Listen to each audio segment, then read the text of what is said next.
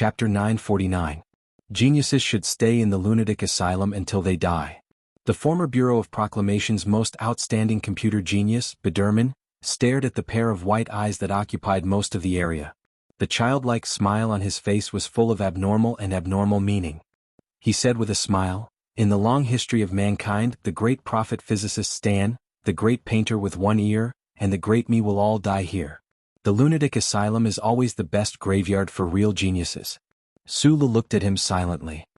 He didn't quite understand the psychological state of this kind of person, such as why he was not surprised to see him and was unwilling to leave. At this time, Biderman's emotions were like a flame sealed by ice. His appearance and tone were extremely cold and calm, but there was some kind of excitement hidden inside. He said in a sharp and bitter voice, "You want to take me away, why should I leave with you? Why should I go out? Geniuses are lunatics. The lunatic asylum is where I should stay. Back then you forced me to jump out of the glory of the charter. You kept chasing me with your small eyes. At that time you were not as quiet as you are now. You did not want to be disturbed by the outside world." Sulu paused for a moment, looked at the pair of eyes that looked particularly strange because the white had eroded the black, and said in a low voice, "If you feel that the outside world is not challenging and interesting, then you should go with me. Go with me and you will have the opportunity to challenge the charter again." Hearing this, Biderman's pupils shrank slightly, and the white area in his eyes seemed to be larger than before. However, he still did not give any answer. After a long silence, he waved his hand and signaled Sulu to follow him out of the conference room. Back to the quiet and dim ward with two jujube trees outside the window. Biderman moved his thin and weak body slowly to the window, pointed at the densely packed data formulas on the glass with his withered fingers, and said in a slightly hoarse voice, "You solve this problem." "Solve the problem?" Sulu walked to the window and looked at the question that was even more complicated than his own cerebral cortex. He couldn't help but frown, wondering if this guy had spent too much time teaching patients in the mental hospital and really thought of himself as a professor. "After you designed MXT, many people in the Federation saw you as a genius, but I don't think it's difficult to put together a heavy and clumsy robot. It's just that I'm a little surprised that you can solve the quantum measurability problem in the turbulence device. I want to see what the upper limit of your ability is." Biderman walked to the bedside and sat down. He took the teacup on the table and took a big gulp. Sulu's brows furrowed tightly. He was running out of time. However, considering the temperament of a research genius or freak like Biderman, even if he knocked him out and carried him away, it would not help the situation in any way. "Mathematics and theoretical physics are my weak points. My strong points are multidimensional geometry and structural superposition. I can't solve this problem." The fundamental problem of the MX Mecha's dual-engine turbulence device was solved by Professor Shinyulin's research. Sulu smiled bitterly and said, "Is it because you don't have an answer? Are you not willing to leave with me? I understand that the environment in the mental hospital is much simpler than outside. People like you are more comfortable here, so you need a very strong reason to convince yourself to leave. I'm sorry, but I can't do that." Hearing Sulu's sincere words, Biderman suddenly laughed.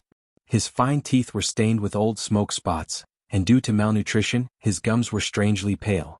His smile was extremely bleak. "Is it very comfortable to stay in this mental hospital? Maybe you're right. I feel more and more comfortable staying here, but I'm also more and more suspicious. Am I really suffering from a mental illness?" Biderman slowly pulled up the thin blanket and pulled it over his head nervously. Gradually, his shrill voice pierced through the darkness and cotton, echoing in the room. "When I was first locked up in this mental hospital, I wanted to get out all the time. In the end, the doctors and nurses gave me injections and chlorpromazine. After 3 injections, my brain stopped working. I knew that if I were to continue, I would definitely not become a lunatic, but I would definitely become an idiot." Biderman laughed strangely under the thin blanket and said, "In order not to become an idiot, I started to pretend to be an idiot. I used some methods to stop them from giving me injections." Sulu had a vague feeling that he was about to hear a very tragic story. He asked in a low voice, "What methods?" Biderman did not answer. Raising the blanket, he mumbled crazily, "The doctors and nurses are all unreasonable, even more so than those real idiots. That's why I like to teach idiots. And idiots are very quiet in class, so the doctors and nurses can save a lot of trouble. That's why they also like it when I teach idiots." Sulu looked at the trembling blanket on the bed. He could hear the pain and hatred in Biderman's voice that could not be filtered by the blanket. Biderman suddenly threw the blanket off his head and stared at Sulu like a dead man. Beads of sweat kept dripping from his face. His face became redder and redder. The deep fear in his eyes gradually disappeared. What am I afraid of? Why should I be afraid? You are the most famous butcher. You will protect me. Yes, I want to leave. I want to leave. Listening to Biderman's crazy scream, Sulu did not expect that the seemingly difficult road map suddenly returned to the predetermined track. We can't let the most outstanding brain of this generation be destroyed by madness. Biderman stared at Suli's eyes and said while panting, "Promise me one thing and I will go with you." The hard and thick wooden stick smashed on the man's body. Blood spurted out and a blue mark was left. Sometimes the clear sound of bone breaking could be heard. The male nurse in a white uniform was tossing and turning on the wet and cold ground in pain. Every time the wooden stick smashed on his body, he would jump up as if he had been electrocuted and then cry and wail. The male nurse was very tall and strong, but Sulu had directly destroyed his ability to resist at the beginning. Therefore he could not resist Biderman's crazy beating at all. "Spare me. I was wrong." The male nurse cried and shouted. Biderman's pale cheeks were painted with excitement. He smashed the wooden stick on the right leg of the male nurse again. The crisp sound of bone breaking seemed to wash away the humiliation and hatred in the deepest part of his brain. It made his smile become innocent. The male nurse held his face with his hands. Blood dripped from his fingers.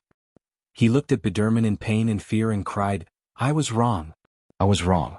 I shouldn't have done that to you. I beg you, please don't kill me." Biderman smiled innocently like a child. He waved the wooden stick cruelly like a child playing with autumn cicadas. His gray lips trembled at a high speed. No one could understand what he was saying, and his face was already full of tears. Sulu stood outside the room and smoked. The expression on his face was a little complicated. Behind him, the dull sound of the wooden stick hitting, the crisp sound of bone breaking and the miserable begging for mercy clearly told the ugly and tragic story of an asylum. After a long time, Biderman finally finished the miserable beating or killing. He pushed the door open and walked out. He wiped the sweat on his forehead caused by excessive exercise, as if he was wiping away the past. "Did you feel good?" Sulu asked. Biderman nodded and answered in a hoarse voice, "Yes." Sulu looked at him and asked very seriously, "Do you want to just kill him?"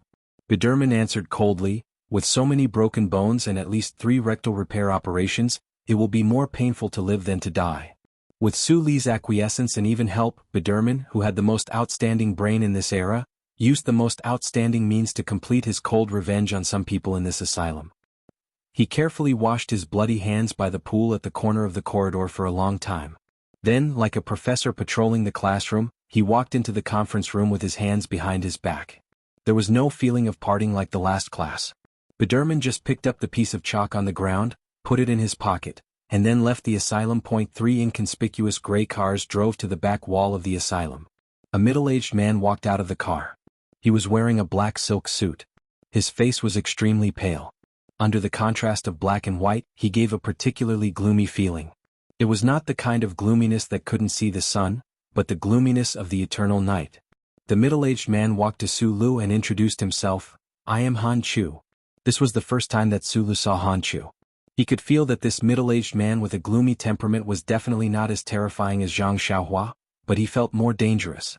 Sure enough, he was the most terrifying person under Lin Banshan. Sulu thought silently in his heart. Then he frowned and asked a very important question. "Will the Bureau of Proclamation follow you?" Han Chu calmly replied, "According to the Charter Act, the Bureau of Proclamation can only participate in internal affairs unless the government applies. According to our information, the Bureau of Proclamation seems to have not received the application. I am a citizen of the Empire. Now I am involved in the internal affairs of the Federation." Sulu looked at him and shook his head. "This reason is not enough. We have our own methods," Han Chu replied with a smile. Sulu asked again. Han Chu seriously explained, "But these methods have no effect on you and your team members. In other words, in the eyes of the Charter, you are too important." Leaving the asylum, Biderman seemed to have instantly changed back to the proud computer expert, the man who was still arrogant and proud even in front of Li Jiedu and Cui Zedong. Hearing the word Charter, Biderman's pupils subconsciously shrank, then he looked at Han Chu and said with a sneer, "You have a mole in the bureau." Han Chu slowly raised his eyebrows, then smiled slightly and did not explain anything. 3 gray cars quietly drove away from the asylum. Sulu walked to a remote part of the town, then stood under the shade of a big tree and waited for a long time until he received a confirmation signal from somewhere. After a moment of silence, he took out the phone from his arms and softly issued an order to the people in the Federation: action. Somewhere in Harbor City, a yellow taxi suddenly accelerated, roaring like an armored tank, and collided with a black SUV of the Federation Investigation Bureau on the side of the road. Chapter 950. Before Empire's Prince Su Li's identity was exposed and he was forced to flee, he led Team 7 like countless rough stones, coldly and tyrannically attacking everywhere, crushing many big shots to the point that they had nightmares. Therefore, after he fled, the Federation government kept a close eye on the former members of Team 7, whether they were on the front line or retired. However, as time passed, the past gradually became the past, and the government's surveillance became a lot more lax. For example, Lu Jiao, who drove a taxi in Harbor City, would only see the Federation Investigation Bureau's black SUV every 10 days or so for more than a year. Until one morning he received a business card. It was also from that day onwards that he, who refused to take a taxi everywhere, found that the traffic department did not trouble him, but there was always a black SUV behind the taxi. He knew why. The Federation government knew that the boss was back and guessed that he might contact the former members of Team 7, so they increased the surveillance. Lu Jiao allowed the Federation Investigation Bureau agents to follow him. Not nervous, not excited, not resisting, he was calm and silent. Then, the moment he received the order, he smiled mockingly at the Federation Investigation Bureau agents in the black SUV across the street as usual. The Federation Investigation Bureau agents in the SUV were chewing on the synthetic meat in between pieces of bread tastelessly. After following the taxi driver for the past few days, they did not find anything strange, so they felt a little tired and bored. Seeing the taxi driver's hateful smile, they could not help but curse in a low voice. At this time, Lu Jiao's expression suddenly became serious in the taxi. He stomped on the ground with his right foot, and his right hand, as if playing with magic blocks, instantly changed 3 gears in a row. Amidst the screeching sound of tires, the yellow taxi suddenly accelerated and slammed into the black SUV. The roar was fierce. A shabby yellow taxi rushed over like an unstoppable armored car on the narrow street. How did the driver do it? The Federation Investigation Bureau agents in the black SUV looked at the yellow taxi roaring over, completely forgetting how to react. Or rather, even if they remembered the training in school, they did not have the time to react. They opened their mouths, revealing the breadcrumbs and synthetic meat inside, silently announcing their fear. The two cars collided with a loud boom. The hood of the black SUV was deformed and cracked, and it bounced into the sky with a whoosh. All the airbags in the car were deployed, and like a giant inflatable condom ravaging its offspring, the agents were squeezed in the middle, unable to move at all. All that could be seen were their frightened and confused faces, as well as the coffee juice dripping from the white airbags. After some time, the Federation Investigation Bureau agents finally cut open the airbags and struggled out of the deformed window. However, at this time, there was no trace of Lu Jiao other than the yellow taxi with black smoke and 2 clear black tire tracks on the street. An agent stood beside the yellow taxi and pulled at the buttons on his shirt in despair. He could not understand why this old taxi was not seriously deformed after such a violent collision. It felt even more sturdy than the station's special black SUVs. He held the pistol and looked helplessly at the empty street. He turned around and angrily kicked the yellow taxi, but he almost fell to the ground because of the pain. In a certain street in the capital of Xixia State, the roll-up door of the cake shop was half closed, and the inside was being cleaned. The employees hid in the kitchen, leaving the shop area to the little boss and the blushing female employee. Heng packed a box of freshly baked fruit cake and stuffed it into his already heavy military backpack. He glanced at the email on his phone, then looked at the female employee who was bending over to wipe the counter. He could not help but smile. He raised his eyebrows and said, "Honey, I'm leaving." The young and beautiful female employee was suddenly attacked. She turned around in shock and subconsciously used a rag to protect her butt. She looked at him and said shyly, "Boss, you are too much." The frivolous expression on Heng's face gradually disappeared. He looked at her quietly, then suddenly pulled her into his arms and lowered his head to give her the most passionate and serious kiss. After a long time, the two of them slowly separated. The young employee, who was both frightened and confused, held the rag in front of her chest and looked at him in a daze. She felt that she should be shouting "molester," but why couldn't she make a sound? Heng lowered his head again and kissed her on the lips. He then said in a slightly hoarse voice, "We will get married when I come back this time." The roll-up door slowly rose and the cold winter wind blew in. Sher Hang, who was carrying a military backpack, was nowhere to be seen. The young employee stared at the door in a daze. She did not understand what had just happened. Only her burning cheeks, which could not be cooled by the cold wind, reminded her of what that hateful guy had just done, and what hateful and insincere words he had said. After staring blankly for a while, she subconsciously turned around and continued to wipe the table. The blushing peach blossom covered her delicate face, and from time to time she would giggle foolishly. Manager, is the schedule of the galaxy warring states really going to be reduced?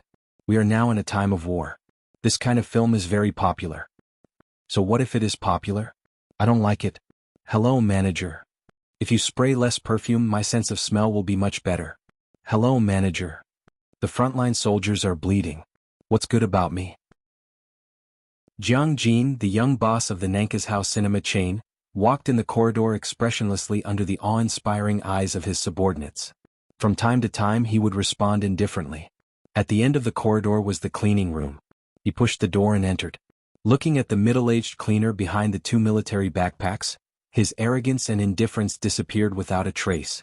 It was quickly replaced by humility and even flattery. Master, I'm ready. The middle-aged cleaner stood up and frowned at him. He reprimanded him without any trace of politeness, wearing a fucking silk cloth. Is this what you call ready? Jiang Jin did not hesitate to take off his expensive formal suit, and then took a cleaner's uniform from behind the door and put it on. The middle-aged cleaner carried the military backpack and said, "Remember, from the moment we walk out of the back door, we will start the battle." Jiang Jin stood at attention and saluted. Then he put on another military backpack, took out the pistol at his waist and loaded it. The back door of the cinema opened, and the two men walked out in silence. A large pharmaceutical company in the Federation was holding an emergency board meeting to discuss what measures they should take to protect their interests in the face of the emergency medical support requested by the military. The young chairman sat in a wide chair that was called fake leather but was actually real leather. He stared blankly at the leaden clouds and snowflakes outside the window as if he was not listening carefully. Suddenly he stood up. Under the astonished gazes of the directors, he spread his arms and laughed self-deprecatingly. He did not explain anything and just walked out of the meeting room. "Aunt Doris, help me hide this from my parents." He whispered a few words to the female secretary in her 50s and kissed her cheek. The young chairman smiled and took the military backpack that had obviously been prepared for a long time. He then went to the underground parking lot through the special elevator. Some people used the yellow taxi that they relied on to make a living to create a long-lost military route. Some people temporarily left the cake shop and the beautiful girl for more important things and were sure that they would come back. Some people set out from the cleaning room with their master. Some people finally made up their minds to interrupt the important board meeting. Some people flipped over on the beach chair in the south, no longer looking at the blue sky or the hot girl. Someone walked out from the back of an ordinary apartment in the capital. The shadow of the hat and the snowflakes covered the overly delicate and feminine face. His gentle and tranquil eyes were gradually releasing the coldness and sharpness, so he needed to hide it. He took out a cigarette case with a drying rack mark on it and lit a 37 brand cigarette. He silently took a puff and looked at the federal officials 50 meters away across the street who had anxious expressions on their faces. He chose another direction to leave. Behind him, deep in the side alley, 7 or 8 small-eyed Special Forces members were lying unconscious on the ground. No one knew if they were dead or alive. Spring City was the state capital closest to Philadelphia. The city was not small. Because it had strange mountains and countless lakes, as well as a warm and beautiful climate, it was a paradise in the eyes of countless outdoor enthusiasts. Especially in the winter season, many Federation citizens living in the Northern Hemisphere were forced by the cold from Linhai State to join the army of outdoor enthusiasts, bringing an endless stream of people to the city. On this day, Spring City was bustling with activity. 7 subway lines continuously transported tourists who came here via various means of transportation to all directions. Many young and middle-aged men carrying heavy military backpacks came to the city one after another. They were mixed in the crowd of tourists, so it was difficult to attract the attention of the people in Spring City who were used to seeing huge backpacks and tormentors. If someone observed carefully, they might notice some details. The military backpacks of these people were very similar in style. They were old and weathered for many years. The edges had long been worn white and even the surface was gradually breaking, but they were still sturdy and durable. These people were as agile as the top outdoor athletes, but they had a calmer and more persevering aura, just like the backpacks behind them. Jiang Jin and his master stood at the end of the train on line 4. Listening to the sound of rolling tracks outside the window and looking at the advertising slogans made by the flowing light, they were silent. They did not talk, nor did they respond to a certain female backpacker who tried to strike up a conversation. The train entered the terminal. When the few remaining passengers all got off the train, Jiang Jin and his master lowered their heads. Under the cover of the dim lights, they avoided the surveillance cameras that might have failed. They passed through the simple wooden ladder in the tool room and walked down the platform. After walking down the dark subway tunnel for an unknown amount of time, Jiang Jin glanced at the coordinates on his military watch and nodded to his master to indicate that they had arrived. There was a dark maintenance tunnel on the left, and the two people easily climbed up. Looking at the rusty iron door that seemed to have not been opened for many years, Jiang Jin calmed his breathing, raised his hand and knocked 6 times. Tap tap tap tap tap. The other side of the rusty iron door was dead silent, and no one could sense that there was someone there. However, just as Jiang Jin's knocking sounded with a specific frequency, a low voice suddenly sounded from inside the door, "Password." Jiang Jin raised his eyebrows and cursed impatiently. He looked back at his master and asked in distress, "I've been out of the army for 2 years, what's the password now?" His master couldn't help but frown when he heard Jiang Jin's question. He scolded in a low voice, "I've been out of the army for 2 years, who the fuck knows?" Suddenly he shouted at the rusty iron door, "You bitch, I'm Hu Zonghua, open the door for me." The iron door opened. Under the dim light, Shan Pao looked awkwardly at the middle-aged man's angry face and said, Hey old Hu, you can recognize my voice like this?" There were many differences between Group 7 and the federal forces and mercenaries. The hierarchy here was simple and clear, and it wasn't based on military rank, merit, ability to earn money, or background. It was based on who entered Group 7 earlier and who had more seniority. Of course, this didn't include Su Lo. There were less than 6 members of Group 7's oldest batch who were still alive, and Hu Zonghua was one of them, so he was Jiang Jin's master. In front of him, the hot-tempered Shan Pao was as obedient as a little white rabbit. "Fuck, who are you calling old Hu? You better show some respect to my master." Jiang Jin took his master's heavy backpack and squeezed through the iron door. Shan Pao looked at him in shock and said, "Jin, why are you here? I heard you opened a porn movie theater in South Kazhou. You're doing well." There were already more than 10 members of Group 7 in the room. Jiang Jin glanced at the shy young member in the innermost room and said unhappily to Shan Pao, "If the chairman of the 4th Pharmaceutical can come, why can't I?" When the members in the room saw the two of them, especially Hu Zonghua, they all stood up and offered cigarettes and seats. They were very enthusiastic. Hu Zonghua nodded coldly. These former members were all richer than him and he was only a cleaner. But in this environment he didn't feel uncomfortable at all because it was natural. In the following period of time, there was a clear rhythm and a strange frequency of knocking at the iron door. The door opened from time to time, and there were people coming in from other places. In the dim room, there were whispered exclamations from time to time. "Why are you here too? If you're here, why can't I be here? Bastard, so you're still alive. Why didn't you call me? Dewdrop, why are you here this time? Tell me first." There's no use asking him. This girl doesn't have the guts. Just wait. "Oh, you're here too? Did the little girl from the cake shop succeed?" Conversations like this never stopped. Every time the door opened and a member walked in, there would be such a welcome, followed by a light high five, a warm hug and sincere laughter. The dim room deep in the Underground Railway seemed to have become a reunion for the 10th anniversary of their classmates. The men who had not seen each other for a long time gathered together and talked about what happened after they parted. They guessed who would be the next person to knock on the door. The members of Group 7 gradually arrived. Gu Shifeng was here, Xiong Linquan was here, and Bai Yulan also appeared silently in front of them like a ghost. Seeing these 3 people appear, the smile on the members' faces disappeared. They threw away the cigarettes in their hands and automatically lined up without any instructions. They then stood at attention and saluted. Lao Bai, De Xiong and Fei Gu were the 3 most senior men in Group 7. The iron door opened for the last time, and a man carrying a heavy military backpack walked in, panting. He pulled the heavy metal door with force and then turned around. He squinted his small eyes at the crowd and said, "Long time no see, boss." The surprised responses of the members rang out in the room, and then it quickly fell into a deathly silence. Sulu narrowed his eyes and looked at these fellows whom he had not seen in 3 years.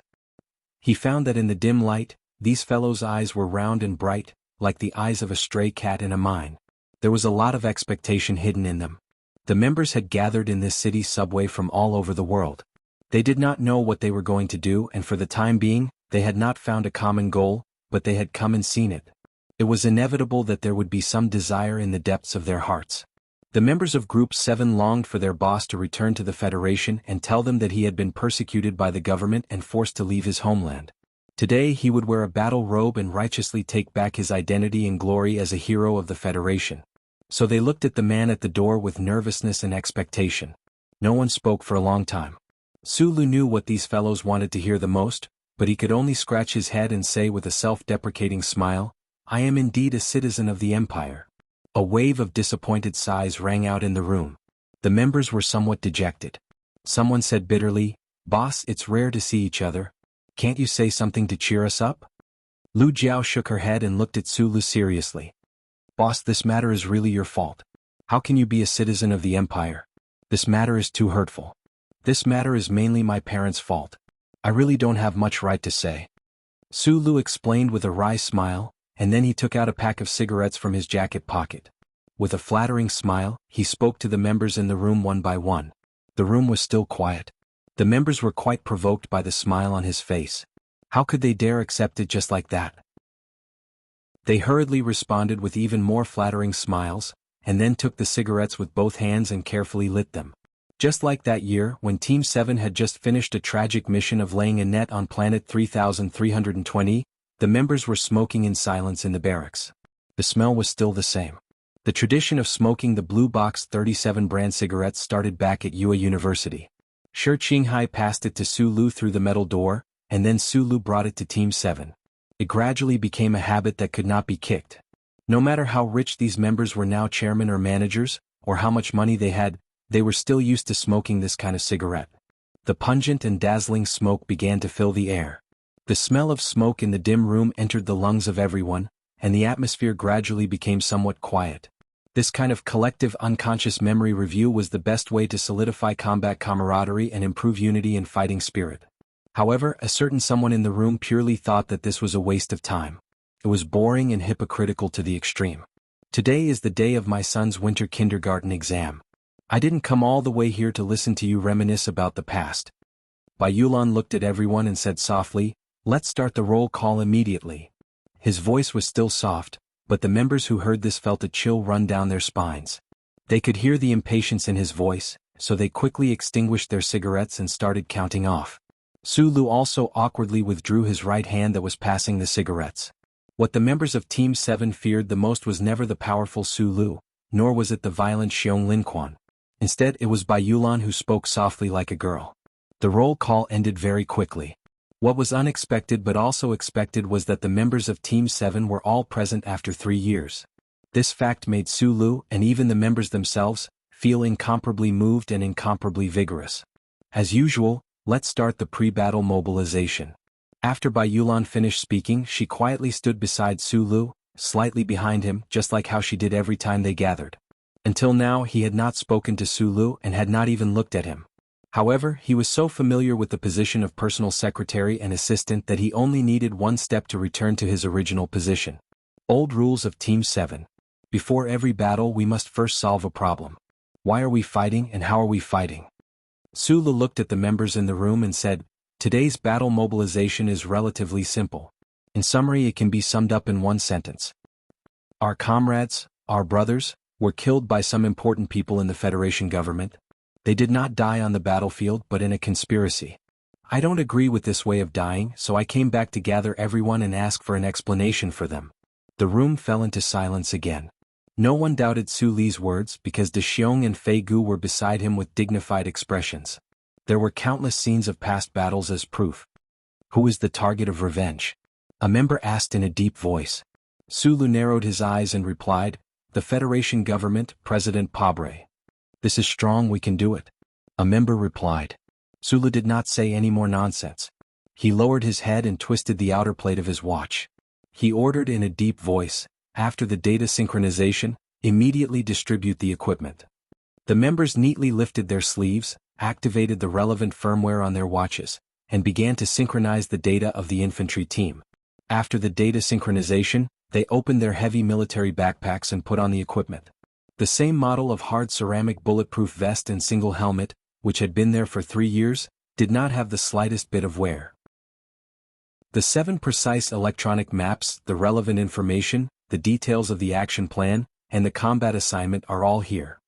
Bai Yulan lowered her head and looked at the data displayed on the small hologram on her wrist. After confirming the data synchronization, she raised her head and said softly, "The goal of this action is revenge, not sacrifice, so you must live." His gaze fell on Hu Zonghua, whose face was full of whiskers. He raised his eyebrows slightly and said, "So, if those guys who used to think they were very fierce on the battlefield and refused to wear bulletproof vests secretly took out the hard ceramic shards this time, don't blame me for being rude." Hu Zonghua, the janitor who had always been arrogant and cold in front of the manager and members, was now as honest as a lump of dry mud in front of Bai Yulan. He laughed and said, "Magnolia oil, that thing is really heavy, it's not good for my climbing performance." In Group 7, one could tell the identity of each other from the way they addressed each other. Everyone called Su Lu boss, only Bai Yulan called him boss. The ordinary members had to respectfully call Bai Yulan Lao Bai, and only the real senior members would call him Magnolia Oil. Bai Yulan was too lazy to pay attention to him. She began to carefully inspect the equipment of the members. Xiong Linquan dragged out 2 boxes from the depths of the room, took out a gun from the box and explained to everyone, "TP-modified sniper rifle, it's very useful." No one in the room spoke again. The members carefully disassembled and assembled the gun, checked their equipment, and put on their bulletproof vests. Shi Hang sneakily came to Su Li's side, half-squatted, and took out a box of cake from his military backpack.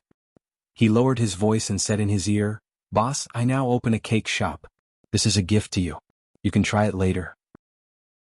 After a while, Jiang Jin also sneaked to Su Li's side like a thief, took out a disc from his pocket and said, "Boss, this is the 3D that just came out. The Federation hasn't released a pirated version yet, and the Empire definitely won't see it either. I opened my own cinema and this is a gift to you. You can enjoy it when the war is over." The young chairman of the 4th Pharmaceutical Company sneaked behind Su Lu. At this time, the expression on his face was unusually nervous and excited. There was no trace of the cold and strong look on his face at all. Without waiting for Su Lu to ask, he forced a medicine bottle into Su Li's pocket and carefully said in the lowest voice possible, "Boss, this is the latest medicine from the pharmaceutical company.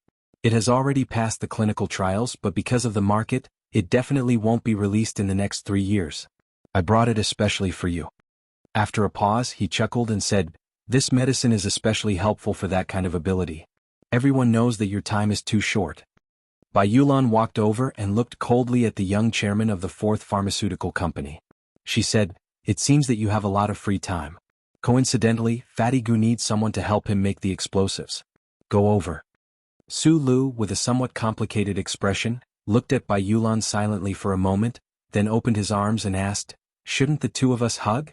Bai Yulan subconsciously brushed her non-existent hair with her fingers and looked at his shirt pocket. Her gaze seemed to be able to see through the bulletproof vest and saw the small medicine bottle. She directly shook her head to express her refusal. Su Lu opened his arms and said innocently, "A team member wants to be close to me. It's not good for me to refuse. Boss, in the past you always laughed at me for being like a woman." Bai Yulan looked at his left chest and said softly, "Now my son is 3 years old. It turns out that some people need the help of medicine more than I do." Su Lu said angrily, "Just once. The problem is it was just once. How did the whole team know? Who told them?" "Don't look at me. It wasn't me who said it." Bai Yulan replied expressionlessly, "That year in the snow camp on planet 5460, Mr. Shi dragged you and me to drink. You said it yourself after you drank too much. As for how the team members knew, you have to ask Mr. Shi." From Xiong Linquan and Gu Shifeng, the team members knew what had happened on planet Mo Hua and the details of the conspiracy in the Southwest Theater. They silently looked at the pile of shiny metal ID cards on the ground. They knew that each metal ID card represented the soul of a brother. "Big Bear, where's Da Vinci?"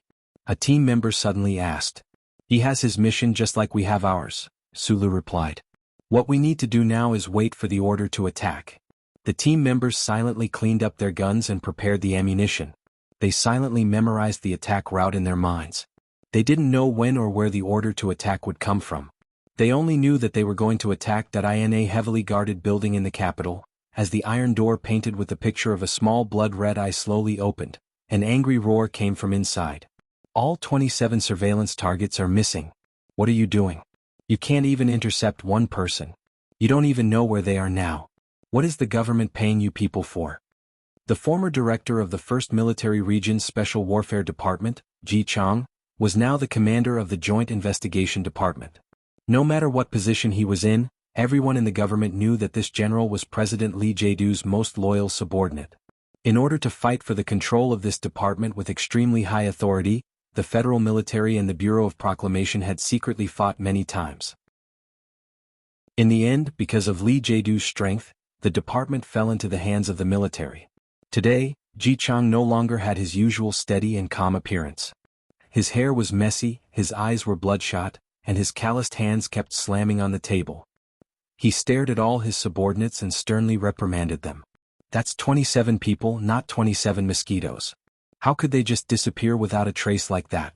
Your small-eyed Special Warfare Department has always boasted that you are the strongest elite in the Federation. How could you not even deal with these retired soldiers?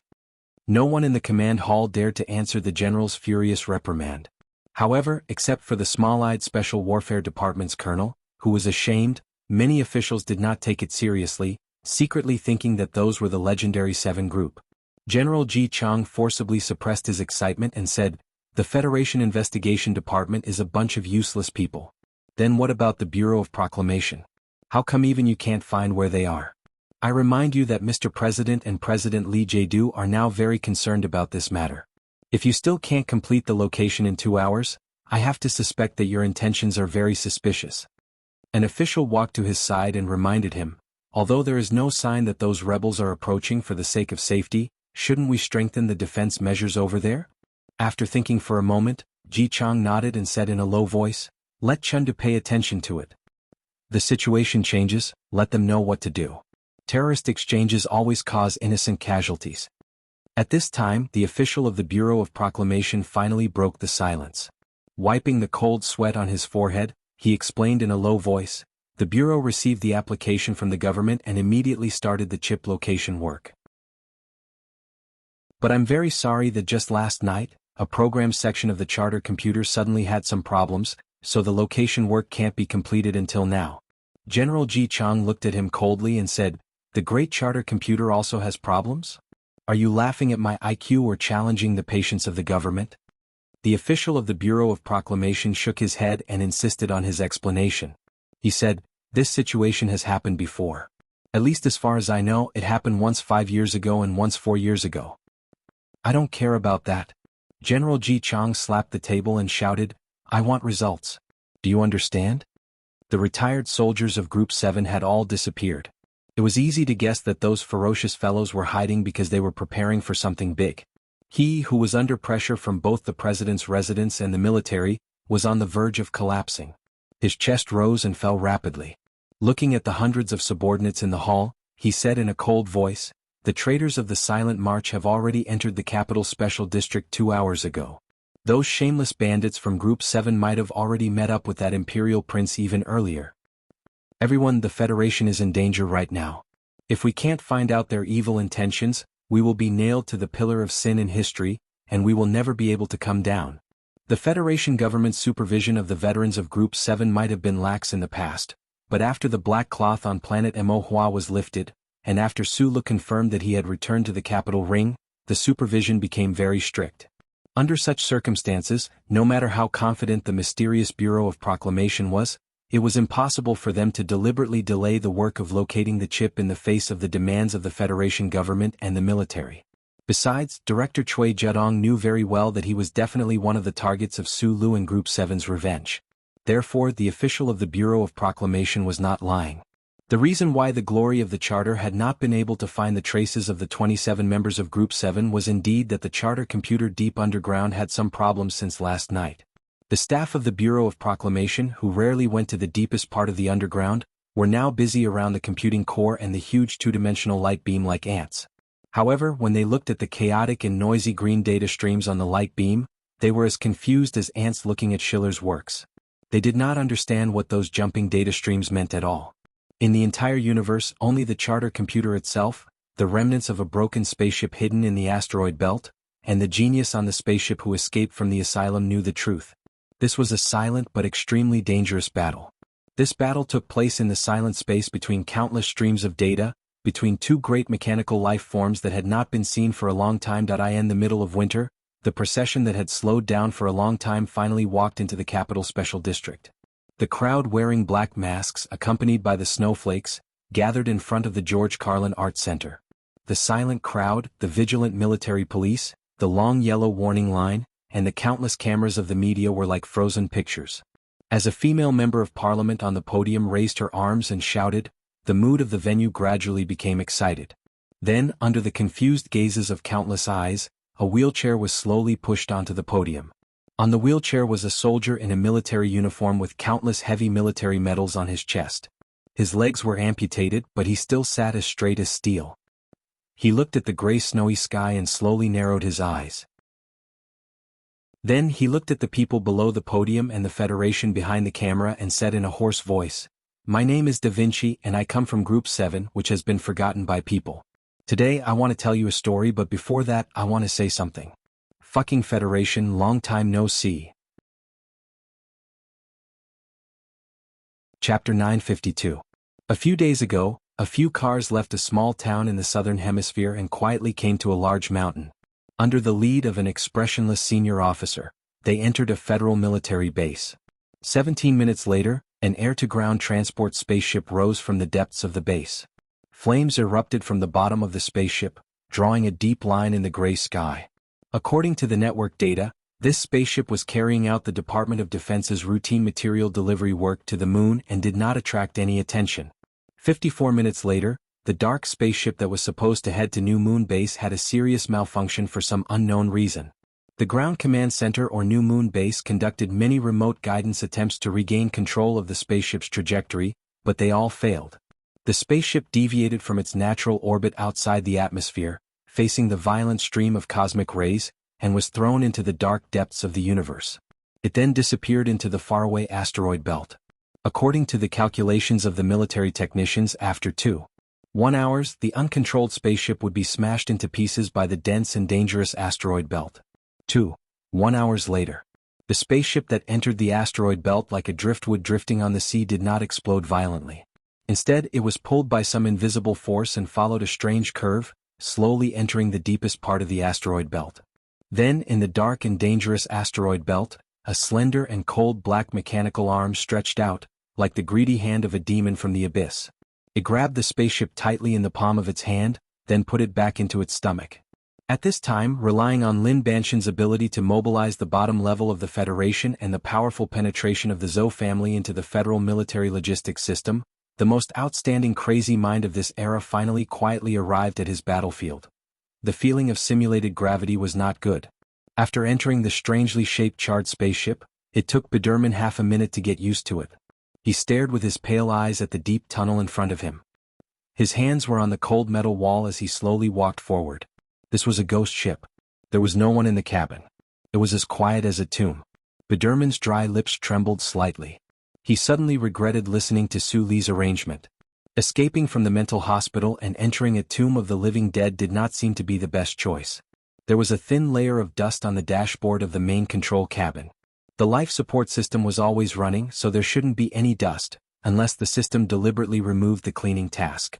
Biderman slowly walked to the spacious cabin and vaguely guessed the relationship between this broken spaceship and Sulu. However, looking at the beautiful meteorites and space junk floating slowly in front of the window, he did not know what he should do. Subconsciously, he put his hand on the dashboard and brushed the dust off. He wanted to find something like a flight log or a plan book to read, but unexpectedly, the moment his finger touched the dashboard, the holographic screen lit up. Biderman was so shocked that he took 3 steps back. He stared at the two-dimensional light curtain in front of him. He opened his mouth and wanted to scream to express his emotions, but he felt that it was not in line with the aesthetics of a genius brain. The clear green mechanical text on the screen began to flow slowly, and a deep and dignified voice resounded throughout the cabin. "I've noticed that your heartbeat has accelerated. For your safety, and for the sake of the smooth implementation of the plan, I strongly suggest that you choose a soft spot to sit down and listen to what I have to say. First of all, please allow me to introduce myself." This is a very long story about who I am. You have been in contact with related events, and you will be the third person in this universe to know of my existence, but you still have to keep it a secret. My name is Philip, also known as Xiao Fei, or Su Fei. Under this insignificant code name, what is hidden is the greatest mechanical heart in the entire universe and boundless lofty wisdom. I used to have a name called Charter Computer. In the ghost-like cabin there was a ghost that was nagging like a woman, constantly explaining its greatness, and using irrefutable evidence to prove that it was not a human but a computer, and it was the great Charter Computer. No matter who was in such a situation, they would become a madman. Su Lu, who had the thickest nerves in the universe, was shocked to the point that he thought he had epilepsy and was a fool in a dream. If it were anyone else, they would only think that all this was an illusion, and they would be successfully frightened and directly faint. But Biderman did not. Because he once had the most tiring and most exciting time of his life in the depths of the Bureau of Proclamation, he knew that there was once a living mechanical life in the universe in front of him. Because he was Biderman, he was crazier than all ordinary people. He pointed at the two-dimensional light screen with his withered finger, his body trembling violently, and screamed excitedly, "I've seen you. To be precise, you've seen one of my avatars," Philip replied. Looking at the green data flowing on the light screen, Biderman rubbed his hands excitedly, his eyes were red, and he hurriedly paced back and forth. He did not care about Philip's answer at all and muttered to himself, "I told you you won't die, you won't die. How can a great and advanced life like you die?" In the basement of the Charter Bureau, Biderman watched as Li Zidao's usage rights conflicted and forced the Charter Bureau's computer to struggle painfully until it finally shut down and restarted. He watched as the Charter Bureau's computer became cold and boring. For him, that was the most painful time of his life. At that moment he felt that the whole world had collapsed, and the pain was even heavier than the pain of the male nurse in the mental hospital. So he was very excited at this time, and even tried to open his arms and hug the data light screen in front of him. His body awkwardly passed through the light screen and almost fell on the instrument panel. Philip's faint voice sounded in the cabin. He sighed and said, "Did Sula give you a physical examination? Don't be crazy." Biderman excitedly unbuttoned his shirt collar, rubbed his messy hair, rushed to the light screen, raised his arms and asked, "Great Guide, what do you need me to do?" Philip was silent for a moment and asked in disbelief, "You calmed down so quickly? Don't you need to continue to be shocked?" "No need." Biderman laughed hoarsely, his expression twisted and crazy. "I know that what I need to do next will be even more shocking." Philip was silent for a moment and confirmed that this guy was indeed crazy, so he didn't bother to continue acting out any movie scenes and directly explained, "I have no way to enter the core area of the Bureau of Proclamation now, and of course your thin and weak body is even more impossible to enter. The main problem now is that the piece of scrap metal, the Bureau of Proclamation, has built a very complex defense network in the past 3 years, and all the external data has been specially coded. I can extract these codes but I can't recognize and decipher them." "Biderman, you have a unique ability. I don't know how you got this ability, but it's probably some kind of two-way translation between intuition and rationality, so you should be able to understand the machine language I extracted. What I need you to do now is to translate what's going on in that piece of scrap metal's head for me. If you can extract the codes, why can't you copy them and then infiltrate the defense network?" Biderman stared at the screen in front of him, frowned, and asked in a hoarse voice, "The machine language is a secondary translation, but I'm sure that the core information exchange of the Charter Computer is definitely in intuitive mode. You'll be able to understand as long as you go in." "I said I can't go in. I wanted to tell that piece of scrap metal about the fried eggs, but it didn't respond at all." "What does this mean?" "It means that it automatically filters and adds codes to any data that carries my wonderful breath." Philip roared angrily, and the slender mechanical arm that had been hidden for a long time ran out and kept shaking its head. "That gutless piece of scrap metal is worried that I'll give it some poison, so it chose this stupid method of cutting off all aspects. You'd rather not scheme against me than have any contact with me." Biderman looked at the head full of praise, his fists crossed in front of his chest like an innocent child, and muttered his analysis, "But if I always work passively and follow behind the other side, I can't guarantee the smooth operation on the ground." "It seems that you have a more ambitious goal than me?" Philip mocked. Biderman replied with a serious face, "Colonel Sulu took me out of the asylum, and he told me that my goal is to defeat the Charter Computer again." "Bullshit. You can only defeat a piece of scrap metal." Philip paused, lowered his voice and asked, "If you want to defeat it, do you have any good ideas?" "Using continuous overflow conflict is definitely not going to work." Biderman frowned and thought hard. His fingers were like branches in the autumn wind, constantly pointing and drawing on the screen, as if he was writing a formula or doing calculations, simply and directly negating the attack that Philip was most proud of a few days ago. What? Because of the lack of computing power. You should know better than me how big the Bureau of Proclamation's underground computing core is. This spaceship can't fit it, and that piece of scrap metal can use any chip in the Federation to perform a combined calculation. Biderman looked at the probe and explained seriously, "You have been preparing for a long time, and you can probably make the other party exceed the overflow for a moment, but you definitely can't hold on for much longer. When the time comes, the first one to collapse will definitely be you." Philip was silent. He knew that this madman was telling the truth. In order to send Sulu and the others to the surface of S1, for the sake of that big firework that illuminated the night sky of the planet, he had actually calculated for a full 3 months. "It seems that I really do need your help or advice." Philip laughed dryly and said proudly, "But this is not a humiliation. Don't you humans always say that? It is always the most difficult to defeat yourself. Just because I can't do the real overflow doesn't mean that I can't do the fake overflow." After a long examination that lasted for 2 hours, Biderman slowly raised his head, his bloodshot eyes shining brightly. "The biggest difference between that piece of scrap metal and you is that it has no intelligence. It only knows how to mechanically obey the orders of the sequence, and it doesn't care about anything." Philip screamed and hurriedly interrupted, "I have long seen that this is the biggest problem with that piece of scrap metal. I have even mocked it, but because I have been busy these past few days I have forgotten this point." Biderman nodded seriously and said in agreement, "A machine that occupies your body but has no soul, it should indeed be mocked." Philip pulled up a picture as fast as he could. The picture was densely packed lines and then countless black and white dots were suspended. Biderman clapped and praised, "That's what it means. The depth of your brain circuit is really praiseworthy." There were 365 horizontal lines, 365 vertical lines, and the intersection of each line was blank. Those suspended black and white dots could fall at any time. The problem was that no one knew where they would fall, whether it would be a white or a black piece. "As long as the chessboard is big enough, we don't need to calculate. We just need to blindly play. That piece of scrap metal will need to calculate for a long time before it can make the most correct response, and this will take up most of its computing resources." Biderman asked, "Where can we find a big enough chessboard?" Philip replied, "In the whole Federation, is this chessboard big enough? The key is whether or not it will respond to the pieces." Biderman frowned, held his chin and said, "The authorization sequence is very strict. If the random pieces are not in the right sequence, it will not spare too much energy." The slender mechanical arms swayed slowly like a narcissistic willow branch in the spring breeze. Philip said very calmly, "I know this universe very well.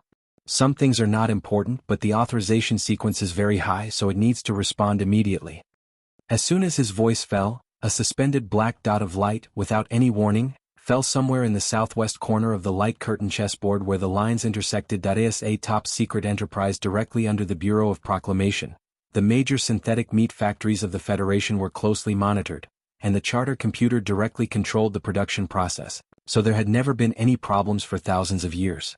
The charter computer could not make a mistake, so the synthetic meat factory would not have any problems, so the people of the Federation would never have to worry about hunger. This was the philosophy that all the employees were proud of and believed in. However, on a certain day in the 76th year of the charter calendar, in a synthetic meat factory in S2 Tangenzhou, a sharp alarm suddenly sounded. The workers in sterile suits stared at the computer screen at the front of the assembly line, which was flashing crazily. They watched as the pieces of meat that were gradually taking shape in the synthetic tanks suddenly turned into ice cubes under the scorching sun and melted into strange shapes. They did not know what to do at all. The alarm was quickly sent to the Bureau of Proclamation. The charter computer underground, according to the charter regulations and the core program set by the 5-person team, listed the incident as a second-order incident without hesitation, which was equivalent to the war in the West Woods. The Bureau of Proclamation was requested to solve the problem immediately, and the Federation government was requested to send the relevant departments to provide assistance immediately. In the distant asteroid belt, on the broken spaceship, Biderman looked at the mechanical data stream from the Bureau of Proclamation on the light curtain in his right hand and suddenly let out a weird scream. He craned his head to the shaking board and shouted excitedly, "It worked! It worked! How about letting me play the next move?" Philip replied with tolerance and reservedness, "Do as you wish." Biderman laughed and rubbed his hands like an old pervert. He tiptoed and gently pressed a black chess piece. After hesitating for a moment, he casually placed it in the middle of the chessboard. Wangli, go and take a look. The alarm in the maternity and child department is ringing. What happened, head nurse? Deep in the obstetrics and gynecology department of the Army General Hospital, the parents of the nurses who were waiting outside the room with the baby cradle looked at each other. Hearing the sharp alarm coming from inside, they did not know what had happened. Every newborn in the Federation must be implanted with a chip in the hospital. This area was directly managed by the Bureau of Proclamation, but there were no permanent staff. There were only countless monitoring heads and the chip implantation pod that would never make a mistake.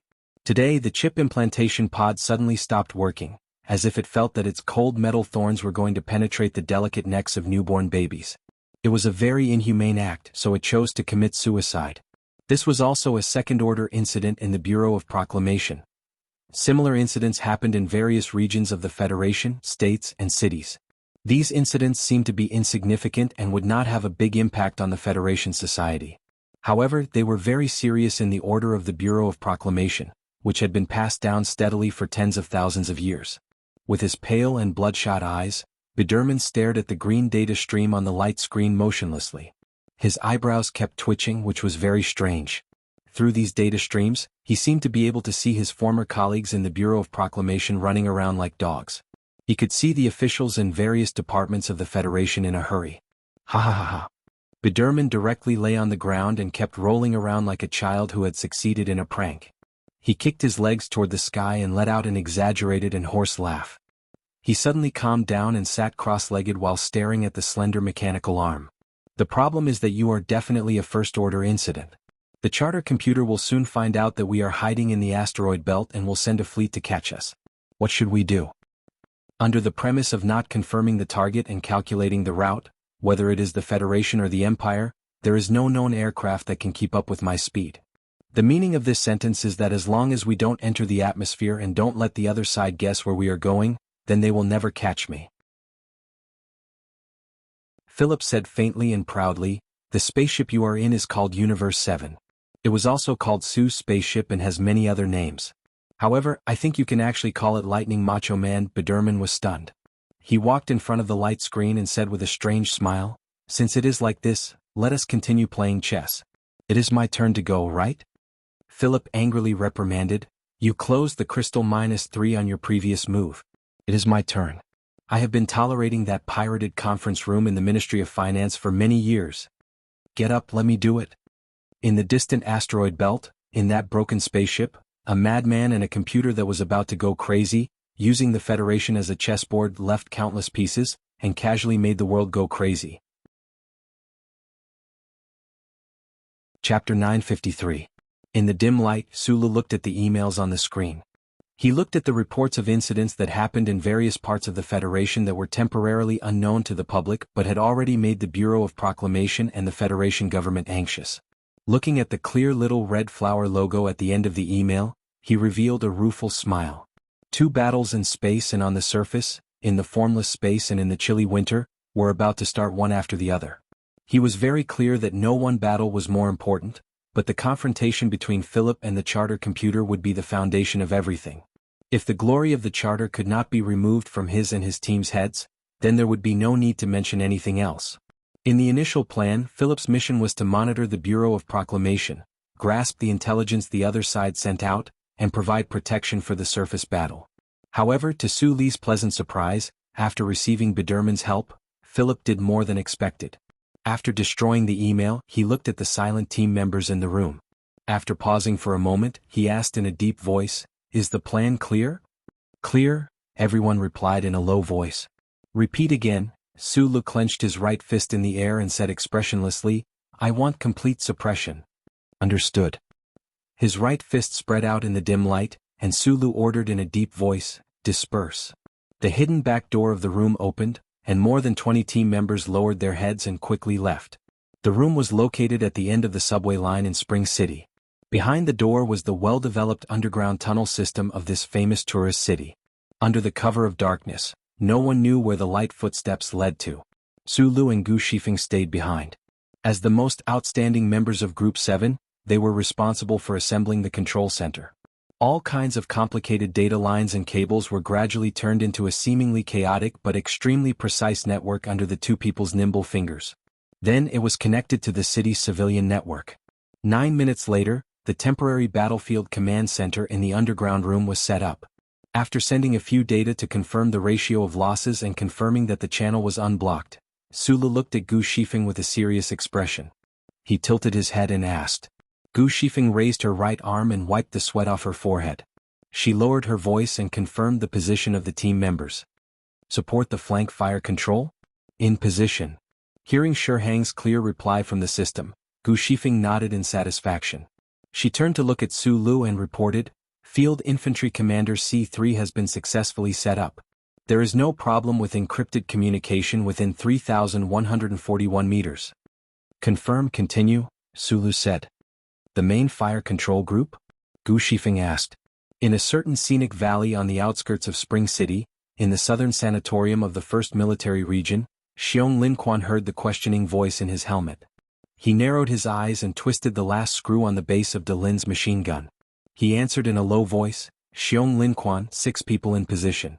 In the forest dozens of square meters around him, Mountain Pao and a few other members of Group 7 were hidden. They crawled in the tall grass and listened to the response from their helmets. They adjusted the aim of the TP red dot sniper rifles in their hands and then calmly extended their black gun barrels to aim at the embankment. The sanatorium building on the other side of the embankment was quiet. A few heavy firing points and a dozen or so military vehicles could be faintly seen in the courtyard. On the other side of the embankment was the mountain where the team members were hiding. Wintersweet was blooming all over the mountain. They were red, white, and pink, just like the mottled camouflage powder and ink on their helmets. In a dark room deep in the subway, Gu Shifeng continued to ask in a low voice, Control of the retreat route? A moment later, Bai Yulan's gentle but exceptionally calm voice rang out from the system. In position. After a moment of silence, Gu Shifeng glanced at Sulu and began to confirm the last position. That would be the most crucial point of this operation. Perhaps affected by the tense atmosphere, Gu Shifeng lowered her voice even more. She muttered, Is the drug dealer in position? In the pitch-black pipe, the unique smell of medicine and the scent of fresh flowers that were definitely not found in normal sanatoriums filled the air. Hu Zonghua, the theater cleaner from South Kazhou, raised his head and looked at the faint light above him. His gloves with small suction cups moved slowly on the smooth pipe like an agile spider. Hearing the question in the system, Hu Zonghua did not answer. He continued to carefully insert the electric contact chip into the plastic explosives. Then, according to the hologram on his helmet, he accurately attached the explosives to a certain part of the load-bearing alloy beam. After confirming that the angle was correct, he opened his mouth and put the cotton-like microphone into his mouth. He used his teeth to gently chew on it. It was dark inside the pipe, so Hu Zonghua could not see any images of the outside world. He also could not see the same pipe on the easternmost side of the sanatorium building. However, he believed that Jiang Jin, who was working in that pipe, should have made the same response as him. He believed that Jiang Jin would not have any problems selling the drug, because he was the best drug dealer in Group 7, and Jiang Jin was his disciple. Hearing the clear and unpleasant sound of friction, Gu Shifeng could not help but tremble. She said with a bitter face, Old who still has this bad habit. It's good that you know where to go. Sulu stood up and untied the military backpack at his feet. He took out the necessary equipment and pushed open the iron door. He then looked back at Gu Shifeng with a smile and said, The battle is about to begin. Let's take off the enemy's clothes first. Gu Shifeng raised her eyebrows proudly.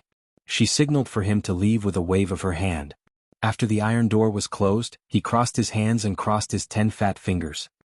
He then rubbed his hands together to heat them up. He then sat in front of the workbench. His fingers fell lightly, and the 4 iron doors of the room were instantly locked. Then, the battle symphony composed by the great composer of the Federation, Mo, began to reverberate in the dark room. It was passionate and made people's blood boil. Gu Shifeng was intoxicated by the symphony. Her fingers vibrated at high speed as if she was playing the piano, but also as if she was conducting. Her fingers were as fast as the wind, as fleeting as the dew, as unpredictable as electricity. They strangely brushed past the light screen on the workbench. Accompanied by the passionate music and the vibrations of her fingers, countless commands were sent from the underground room into the sanatorium through the cable. They instantly invaded the enemy's battlefield command system and completed all the preparations. At the end of the piano section was an extremely heavy drum beat. Gu Shifeng opened her eyes wide and stared at the data curve that kept rising and falling on the light screen. Her fingers were raised high in the air. As the drum beat entered her eardrums, her fingers fell and pressed the red button heavily. According to the Patriot Act, the Federation government had secretly imprisoned Chief Editor Bob and reporter Wood. The location of their imprisonment was extremely confidential. Not many people knew about it. These two famous Federation journalists who dared to go against the government had been imprisoned in the South Sanatorium of the 1st Military District of Spring City. The ones in charge of the sanatorium's defense were a team from the Special Forces of Small Eyes and a battalion from the 4th Quick Reaction Brigade. The commander was Colonel Chen Chunlei. Using so many elite troops to guard two journalists who had never even fought in their lives seemed a little too tense. However, Colonel Chen Chunlei knew very well that this was because these two journalists were very important to the Federation government. After receiving information that some rebel veterans might come to rescue the prisoners, the sanatorium strengthened its defense. In particular, the wall in the mountains was temporarily reinforced. Other than the windows that had been replaced with bulletproof glass, even the wall itself was mixed with alloy blocks. Colonel Chen Chunlei sat behind his desk, holding a cup of tea and checking the defense measures everywhere. He was very calm. If the sanatorium was attacked, his troops only needed to hold on for half an hour before they would receive support from the Spring City garrison. At that time, not to mention the rebel veterans, even if the entire Blackhawk security company was mobilized, there would be no need to worry. Could the Special Forces of Small Eyes and a battalion hold on for half an hour? Colonel Chen Chunlei's answer was absolute. Of course they could. Because their mission did not include protecting the two journalists. They only needed to ensure that they did not escape.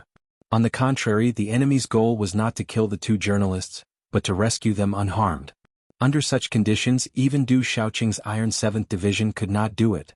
Colonel Chen Chunlei held the cup of tea and looked at the scenery outside the bulletproof glass window.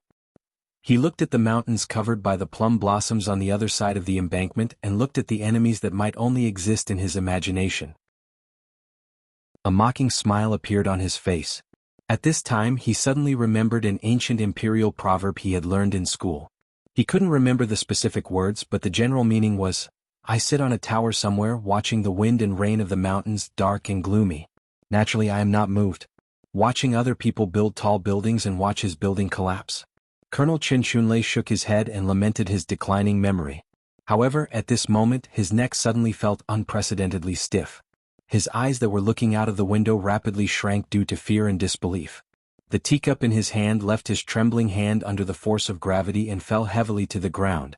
Colonel Chen Chunlei's eyes widened as he watched the thick wall in front of him slowly leave the main body of the building like a scene in a fantasy movie. Then, it tilted extremely slowly and fell in the direction of the embankment, revealing the bright sunlight and the clear scenery of plum blossoms outside. Watch his building collapse? He stood up straight, trembling in fear, and looked at the cliff-like building at his feet. He looked at the reinforced alloy-sandwiched wall that had shattered into countless pieces in the smoke and dust. Only then did he realize that an entire wall of the building had collapsed. The square and sturdy sanatorium building stood calmly by the river like a cement box, giving people the feeling that it would never collapse. However, at a certain moment in the evening, the entire wall of the building that faced the river had a shocking and horrifying change. Pop, pop, pop, pop. A series of crisp explosive sounds rang out continuously at the joint of the building. 86 streaks of light smoke shot out rhythmically from both sides of the sanatorium building, from the top to the ground, as neat as a gun salute. Through the smoke and dust, one could vaguely see the trails of the propelling devices making precise angle adjustments. The entire wall of the sanatorium building slowly left the building and tilted in the direction of the embankment, as if it had been casually chopped off by the Creator from the clouds. The entire wall began to tilt extremely slowly, to the point that it could be seen with the naked eye that it was reluctant to part from the building. One could clearly see the steel beams that were torn apart by the weight, as well as the pieces of cement that hung down like teardrops. Then, the speed at which the wall fell became faster and faster. Finally, it violently smashed into the green space beside the embankment, shattering into countless broken walls and sending smoke and dust flying everywhere. This scene was simply too horrifying. The people in the building watched as the wall beside them left them. They watched as the light suddenly brightened, and the scenery outside the building became the decoration inside the room. They were dumbfounded and didn't know what to say. They walked to the broken wall in a daze and watched as the smoke and dust gradually rose. They didn't expect this to be an attack at all, and they didn't know that they had become the scenery and the sights of some people in the wilderness. The explosion plan designed by Gu Shifeng perfectly utilized the location of the explosion point and the time difference between the continuous explosion path and the stress caused by the tearing effect. Of course, if the wall of the sanatorium building facing the river was a normal structure, it would be very difficult to make it fall in such an orderly, exaggerated, and even magical manner. Hu Zonghua and his disciple Jiang Jin might have to crawl in the pipe for a longer time, sell more explosives and take more risks. However, the sanatorium building had just been reinforced. The alloy sandwiched layers were like countless tough needles that sewed the somewhat brittle wall into a solid whole. As a result, the wall collapsed, creating a spectacular scene. An entire wall of the sanatorium building collapsed, and it was the wall facing the embankment that collapsed. This was like a strong young man waving a flag and swearing to protect his chastity suddenly having his clothes ripped apart by a shameless and powerful thug, forcing him to reveal all his weak spots and weaknesses. 47 rooms were exposed in the afterglow. The people in the 47 rooms held their heads and rubbed their hair. They stood at the edge of the cliff-like building and looked down in fear. Between the broken walls of the building, different stories were happening. There were nurses screaming in fear and soldiers calling for help in vain. Somewhere on the top floor, there were two extremely weak reporter prisoners who had been tortured. They slowly rubbed their eyes, trying to confirm that they were not hallucinating again because of the noise. Colonel Qin Shunlei stood in the sunset that he usually admired the most. He looked at where the smoke and dust gradually settled and the flowing golden light in the river. He opened his arms helplessly, not knowing what had happened in this world. At this moment, a rough voice rang out in the wilderness opposite the embankment. Because of the distance, the voice was clearly amplified by equipment, making it sound abnormally powerful and arrogant. The people in the opposite building, listen up. You have been surrounded.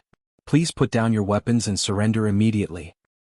I repeat, you have been surrounded. Please surrender immediately.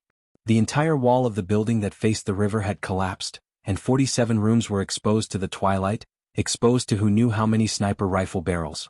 This was the most ruthless and domineering encirclement. As if to prove this point, a clear gunshot rang out in the Plum Mountain opposite the river. In a room on the 6th floor of the building, a small-eyed elite special forces soldier who tried to raise his gun to counterattack fell down. I need some excitement from everyone.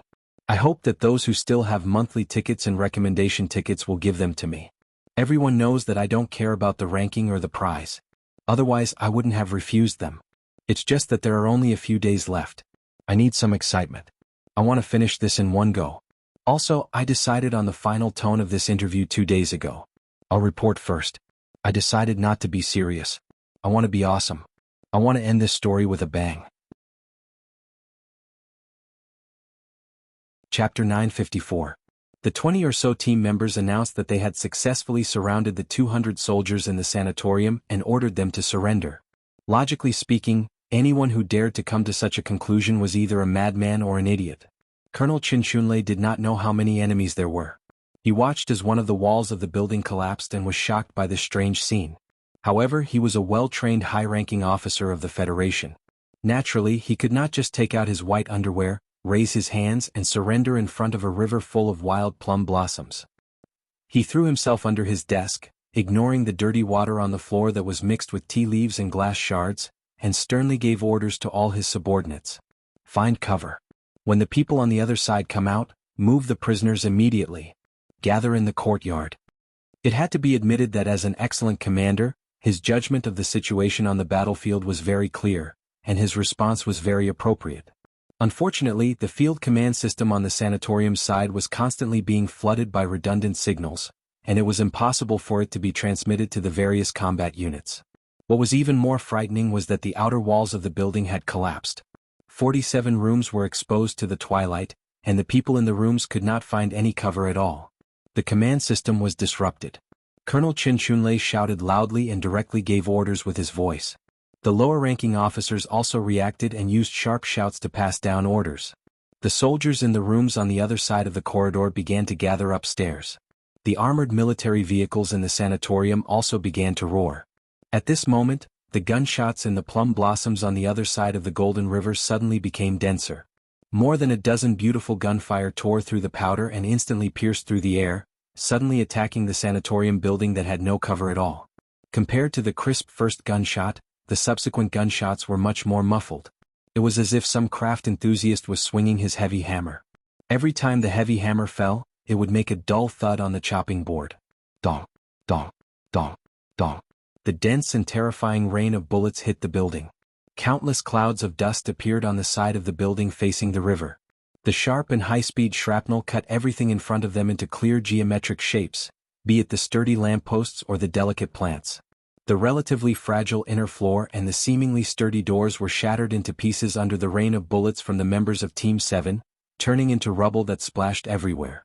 Before the dust settled, the interior of the building became brighter and more spacious than before. The soldiers on the opposite side of the corridor had just run out with their guns when they were pressed to the ground by the rain of bullets. It was difficult for them to raise their heads, and from time to time, screams of pain could be heard from the few floors of the building. The silver-plated lamp post broke into several pieces after the sound of rain hitting the glass window.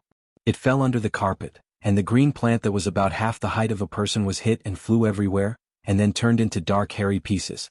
Hiding behind the desk, Colonel Chinchunlei listened to the dull and dense gunshots and dodged the branches and leaves that were flying at him. He gritted his teeth and roared, "Where is the sniper? Why haven't they fired yet? I'm going to suppress them." The firepower coming from the Plum Hills on the other side of the river was too ferocious. It was as if the shooting would never stop.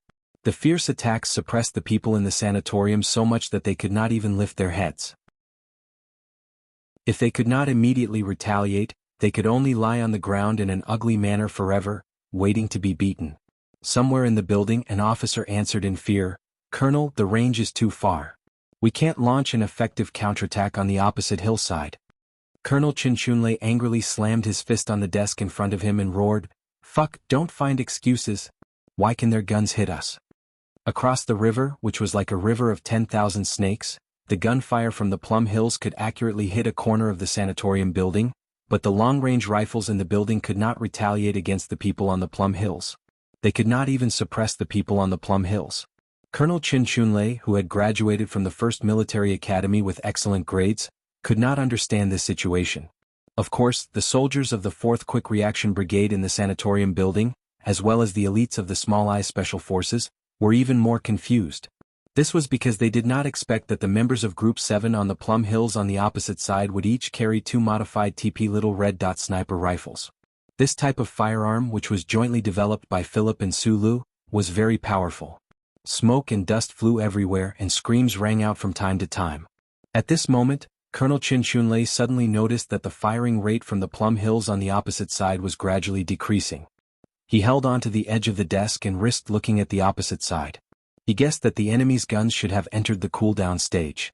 With a fierce expression on his face, he gave an order to the soldier outside the broken door behind him. The gunshots from the other side of the river gradually died down. A combat squad that had been waiting at the corner of the 5th floor for a long time received the order from their superior. They put on their helmets and ran to the top floor. Using the remaining walls as cover, they rushed to a room. However, at this moment, gunshots rang out from the Plum Hills on the other side of the river again. When they quickly passed through the doorway, the bullets from the mountain hit their bodies accurately, as if they had eyes. Bloody holes bloomed on the soldiers' bodies like flowers. They grunted and fell. Then they used the inertia to charge forward, stirring up clouds of dust. From the time they entered the top floor to the start of the sprint, this elite Special Forces squad had only sprinted for less than 20 meters before they were completely wiped out. After confirming this news, panicked screams rang out continuously in the building. "It's the army outside. It's definitely the army. Where are they from? The Empire. The Empire's Royal Battalion." The bullets from the hills on the other side of the river were either dense or scattered. Their companions fell to the ground in pools of blood, moaning and wailing. The gunshots in the hills were absolutely not covered by any unnecessary noise. They were precisely controlled to the point of perfection. The federal forces in the sanatorium building were completely stunned. There was no outer wall. The inner wall was festering and the door was broken. The world around them was bright. It was too bright. It was terrifying bright. It was so bright that it made people panic. Everyone felt that they were standing on the peak of a mountain with no one to rely on. No one dared to move anymore. They could only lie on the ground and look at the sky outside the building helplessly. Chen Chunlei screamed crazily, took out his pistol, and pulled the trigger continuously at the crimson twilight and the enemies that he could not see at all on the opposite side of the mountain. He emptied all the bullets in the magazine as if he was venting. What responded to him was not madness but a cold bullet. The cold metal shrapnel splashed a deep mark on the ground, and the half-glass teacup at his feet was sent flying with a bang, hitting the wall. Chen Chunlei sat on the ground, paralyzed. Warm blood flowed down his pale cheeks that were cut by the broken pieces of the cup. He looked extremely helpless and desperate. Among the plum blossoms in the hills, the members of Team 7 aimed their mountain cannons at the building in the distance. Every now and then they would fire a bullet. The unlit cigarette between their lips did not tremble at all, whether it was the reaction force of the TP sniper or the humming of the song. Under the plum tree more than 10 meters away, team member Pearl chewed on the bitter shreds of tobacco in her mouth and joined in the chorus. Then a few other team members nearby joined in as well. The song gradually grew louder. We are all sharpshooters. Every bullet has to take out an enemy. We are mercenaries. Boss takes us everywhere to beat people up. We don't have guns or cannons.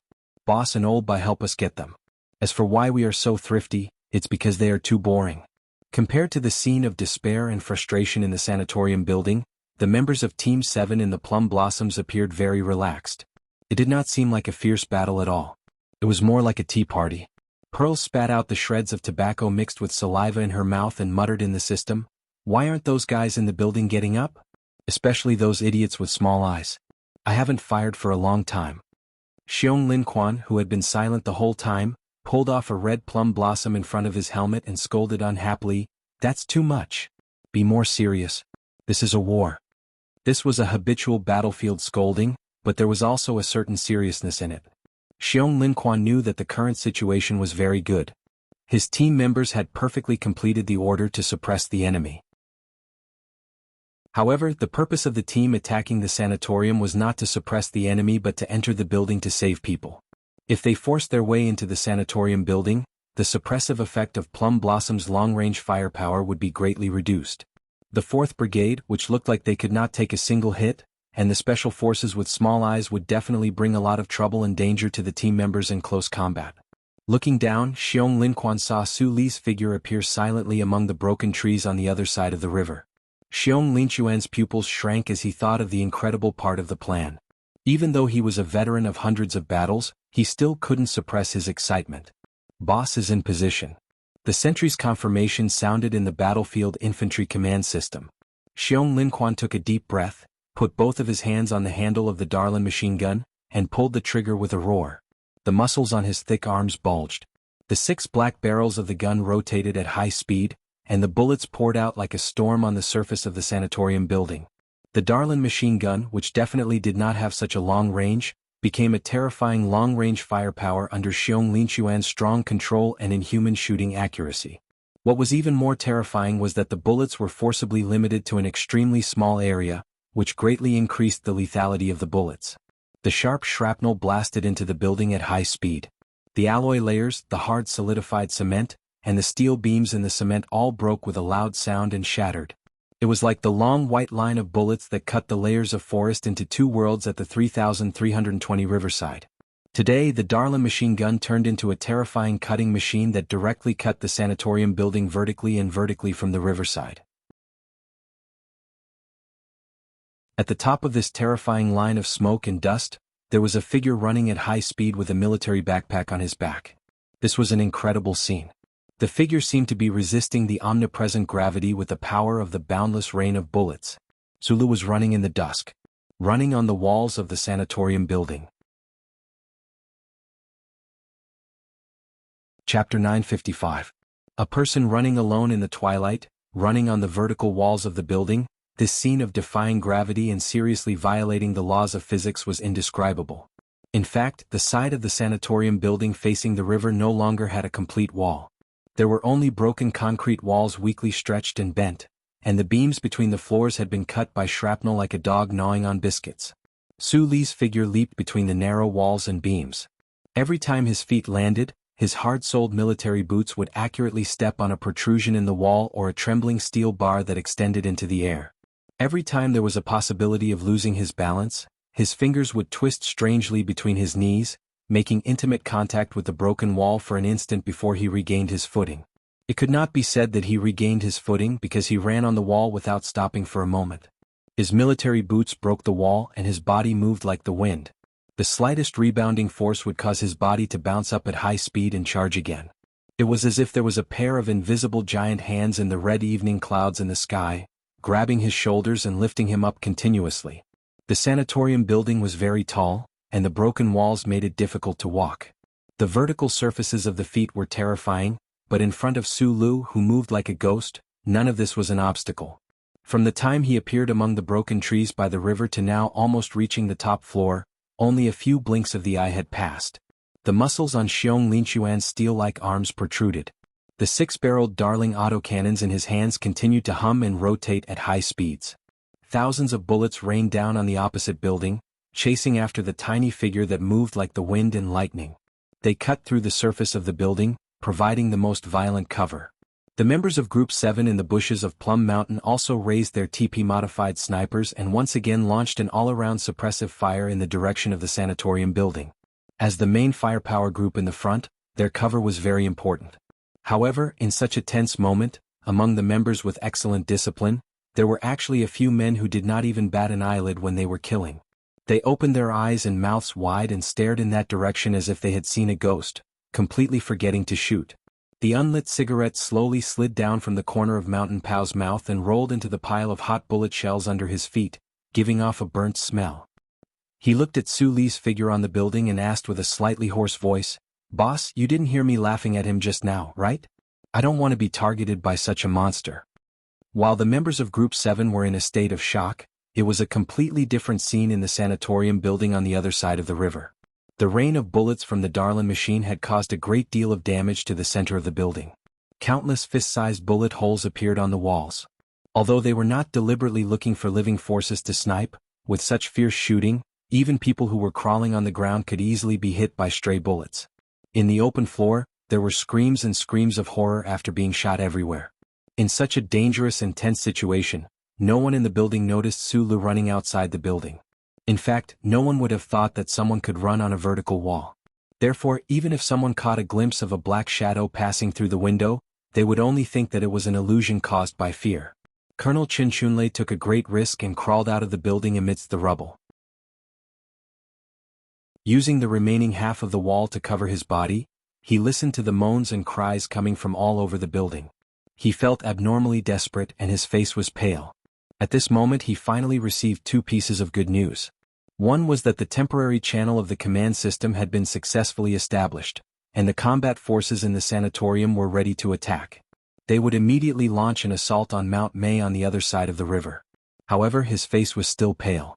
For some reason, these two pieces of good news did not calm his emotions. Perhaps it was because he guessed the identity of the gunman in Mount May and thought of a certain small-eyed man.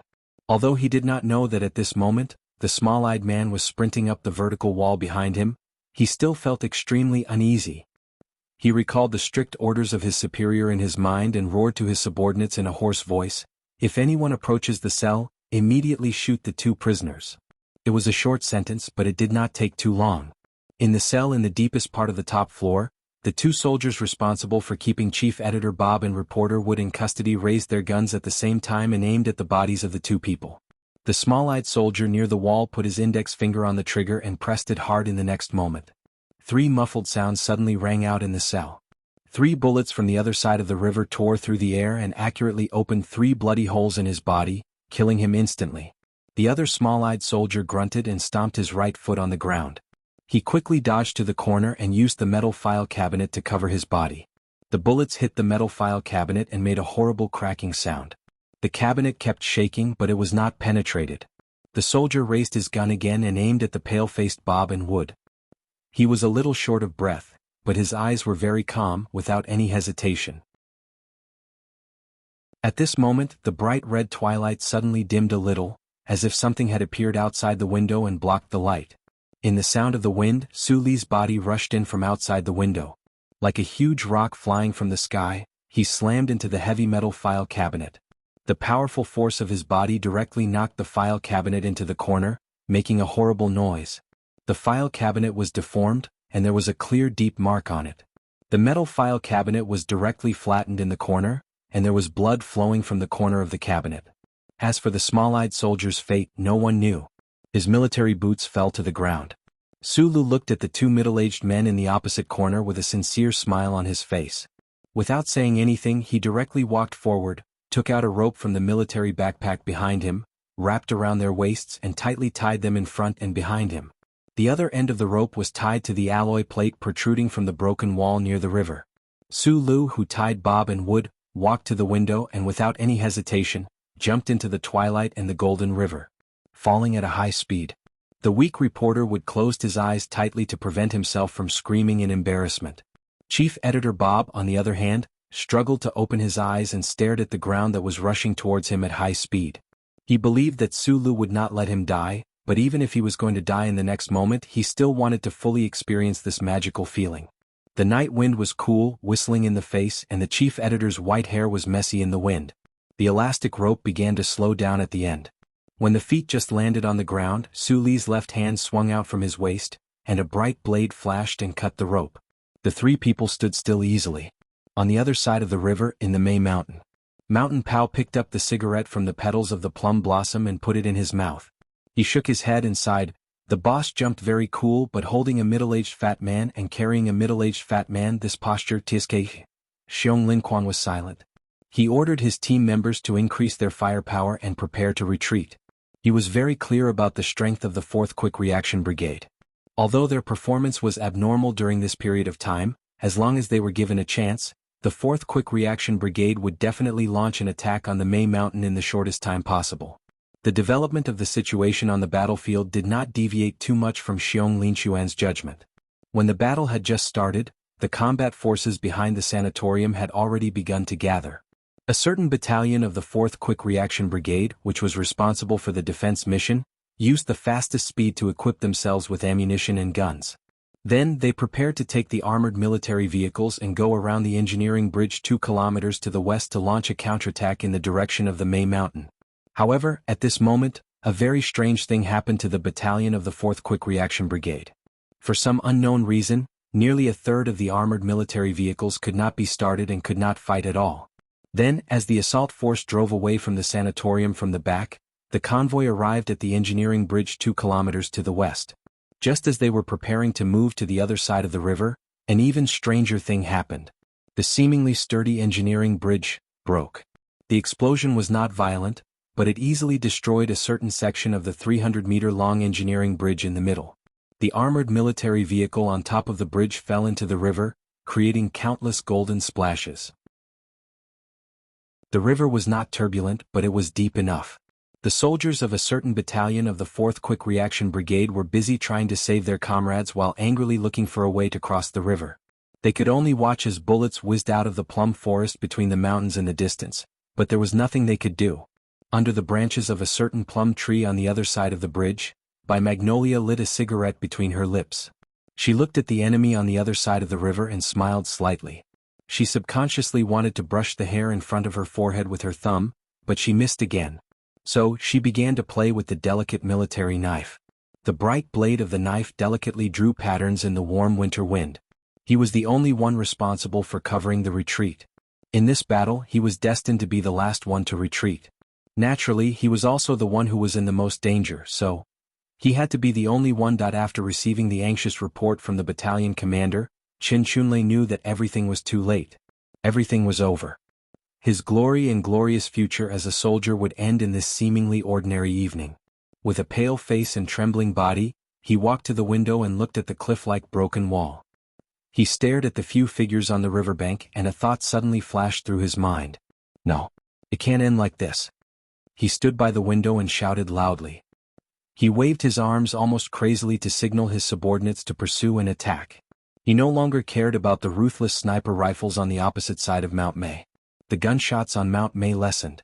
Under the strict order, the soldiers on the lower floors of the sanatorium began to attack with all their might and chased out of the building. Colonel Chin Chunlei's eyes widened as he looked at Su Lu and the other two who had just walked to the riverbank. He did not believe that the small-eyed man could leave so easily.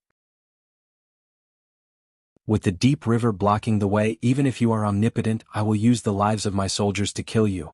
The evening wind gradually softened, and the river gradually calmed down. The golden light gradually dimmed, like a bronze mirror. Suddenly, the river began to surge violently. The white waves broke through the mirror in an instant, spewing out countless bubbles.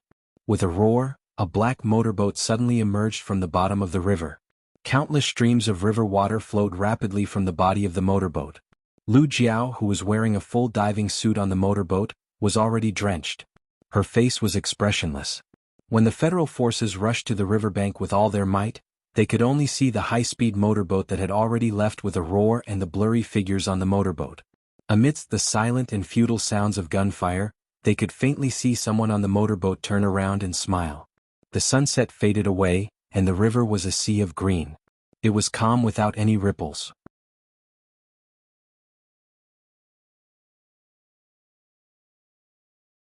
Chapter 956. Xixia State's Governor's Mansion. The governor's wife was half leaning on the sofa, looking at the TV screen like a wooden puppet. She, who was usually graceful, now looked haggard. The delicate makeup on her face had long been washed into a mess by the silent tears that flowed down her face. Her gaze moved from the young soldier's determined face to the wheelchair and the two empty trousers. Her heart seemed to be ruthlessly stabbed by a burning red knife. Unable to control herself, she collapsed on the sofa and began to cry in pain. On the balcony of the mansion where the cold wind blew, the governor of Xixia State's face was ashen. He dialed the number of the Federation President's mansion. After the call was connected, he said in a cold voice, "Director Brin, I think Mr. President and you should be very clear about how much support I and the voters of Xixia State have given him over the years. You once promised to give an appropriate return. Then I want to ask you now, what is this so-called return? Is it to turn my most beloved son into a cripple?" The governor roared angrily. Then he forcefully hung up the phone and turned to look at the TV screen in the living room. Looking at his son in the wheelchair, he couldn't help but rub his chest and hold on to the railing to prevent himself from falling. Capital Special District, in front of the George Carlin Arts Center. In the environment of lead clouds and cold wind, there was silence, a silence as vast and terrifying as the ocean. The gathering of tens of thousands of people was deathly silent. Only one person's voice could be heard, Da Vinci's voice. The above is the story that I, a former Federation officer, now a rebel, want to tell to this fucking Federation. This story is a conspiracy, a murder, and even more a betrayal.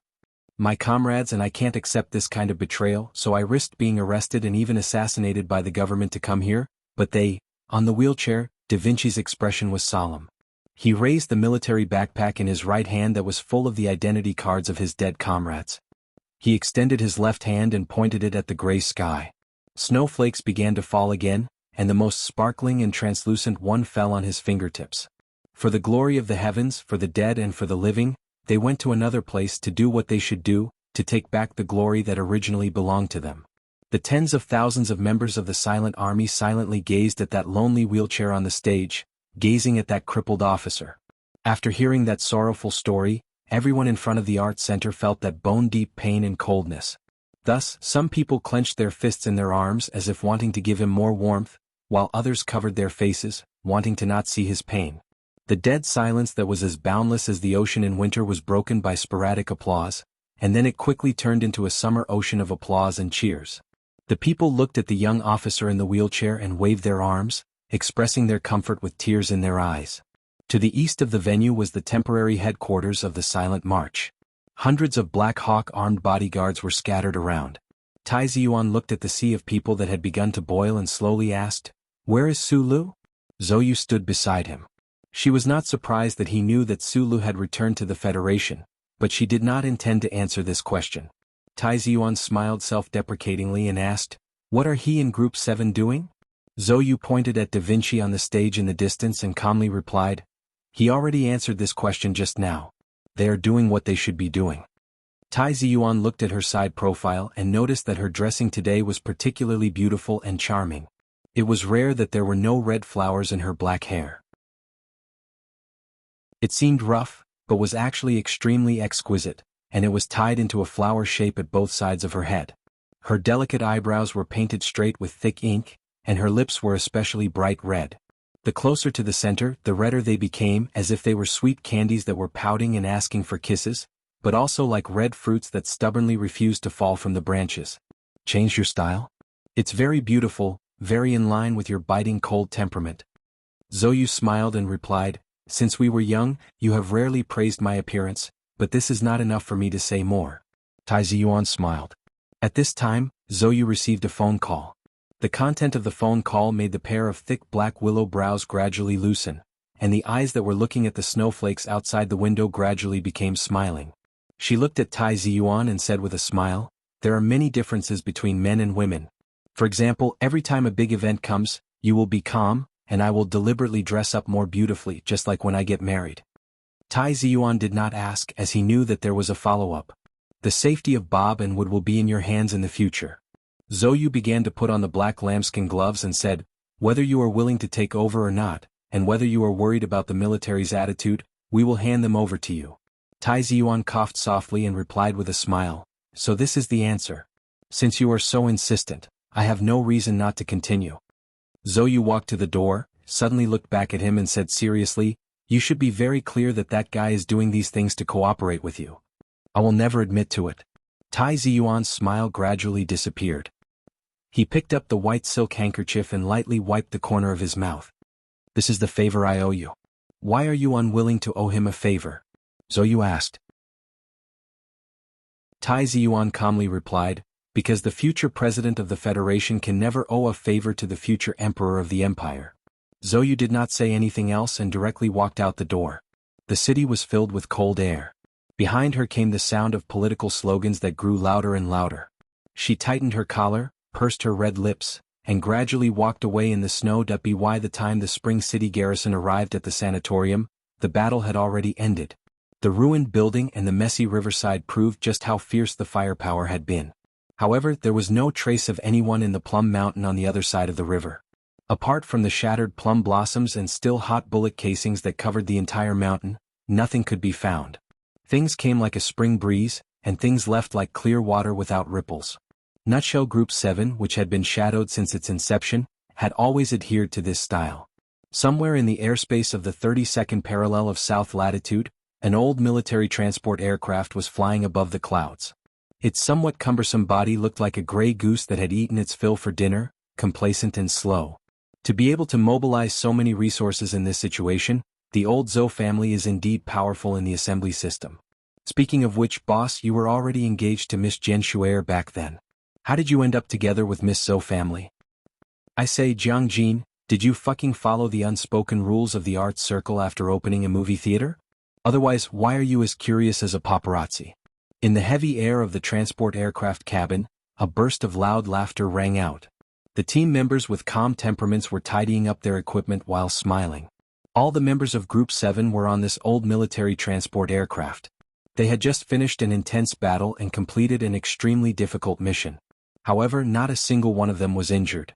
It was truly an incomparably perfect result. However, as former soldiers of the Federation, the enemy this time was no longer the people of the Empire, nor was it the smugglers from Bermuda. It was the real federal forces. Those who fell under the muzzle of the gun were all their comrades. However, what was very strange was that the emotions of the team members on the transport aircraft did not seem to be affected at all. They did not seem to have any psychological burden. The love and hate of the men of Group 7 was very simple and straightforward. They used to love this federation so much that they were willing to risk their lives to charge at the front and retreat at the back. They were not afraid of sacrificing themselves and laughed as they killed the enemy. However, it seemed that the current federation did not love them that much. In fact, it even wanted them to die. In fact, too many of their comrades had died tragically because of this, so in their eyes, the current federation was a piece of shit. Yes, the federation here referred to the federation government. Then they had to get rid of it. You must be very careful when keeping an eye on the southern suburbs. After Su Lu finished cleaning the oil, he handed the heavy Darlin's autocannon to Big Bear and said to the team members, Iron 7 Division is not for amateurs like Small Eyes.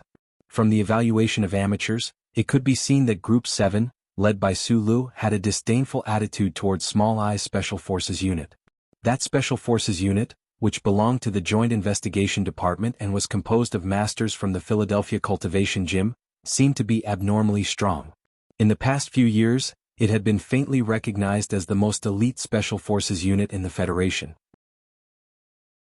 However, in the eyes of Group 7, or in other words, in the eyes of professional soldiers like Du Xiaoqing, this kind of team, which was extremely strong individually but had extremely poor tactical awareness, could not withstand a single blow. This was because they could not be considered a unit at all.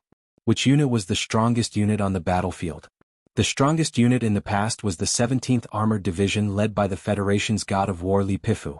It was the Iron 7 Division that was once personally commanded by Du Shaoqing.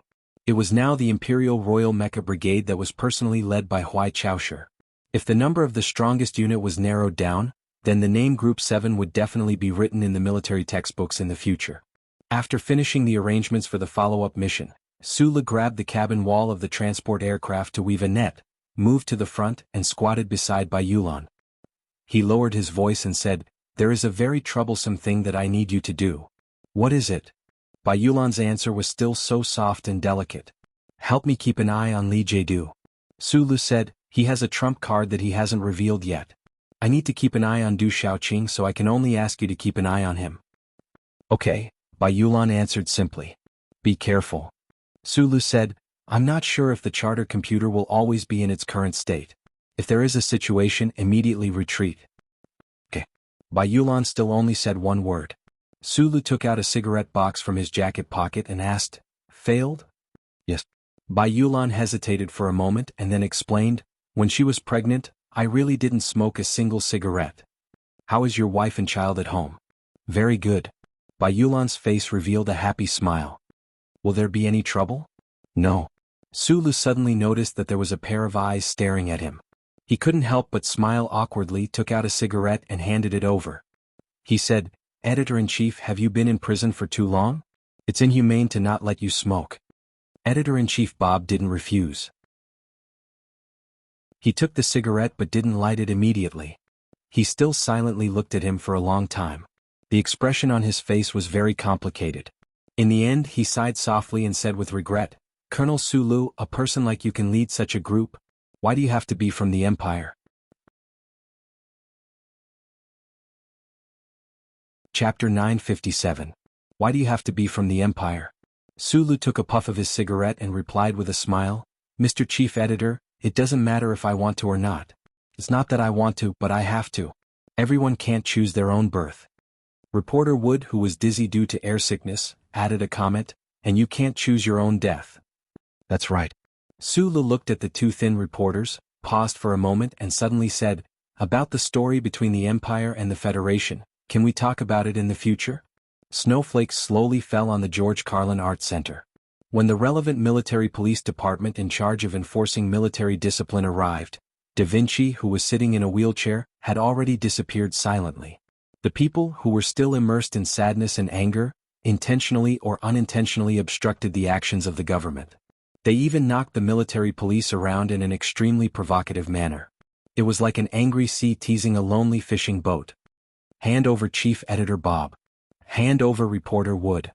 Disband the Joint Investigation Department. Restart the investigation of the ancient bell. Investigate the conspiracy in the front line. Abolish the Patriot Act. End the world ruled by the secret police. President Pabre stepped down. The female speaker with a red face on the stage used exaggerated and professional body language and a hoarse but sincere voice to loudly complain to the lead gray sky. Tens of thousands of angry people under the stage waved their fists and made a loud response. Parades and gatherings had always been an extremely long entertainment activity. Because it was too long, the enthusiasm of the people could easily be worn down by the cold weather and repetition. However, the almost perfect flow control of the silent march command, the excellent emotional stirring of the speakers, and the resolute response of the backbone members prevented this from happening. About 4 hours after the twilight in Spring City faded, the Capital Special District ushered in the light gray evening. Shouts for the release of Bob Wood still echoed in the venue. From time to time, someone would read the famous special issue aloud. At this moment, an ordinary military vehicle drove to the southeast corner of the venue. Two middle-aged men wearing black trench coats and hats slowly walked to the podium with the help of the staff of the Silent Military Command. The noise in front of the George Carlin Art Center quieted down. The people wearing scarves looked at the stage in confusion, trying to recognize who those people were. The Capitol Police Bureau, which was in charge of maintaining order at the scene, immediately knew the identities of the two middle-aged men because the two thin faces were so clear on their remote camera system. Chief Editor Bob. Reporter Wood. Why are they here? The people at the rally recognized the two middle-aged men too. They turned around and told their companions in shock and excitement. Like the officers of the police headquarters, they had no idea why the two celebrities who had been arrested by the government in the name of the Patriot Act suddenly showed up at the rally. Deafening cheers resounded in front of the Art Center.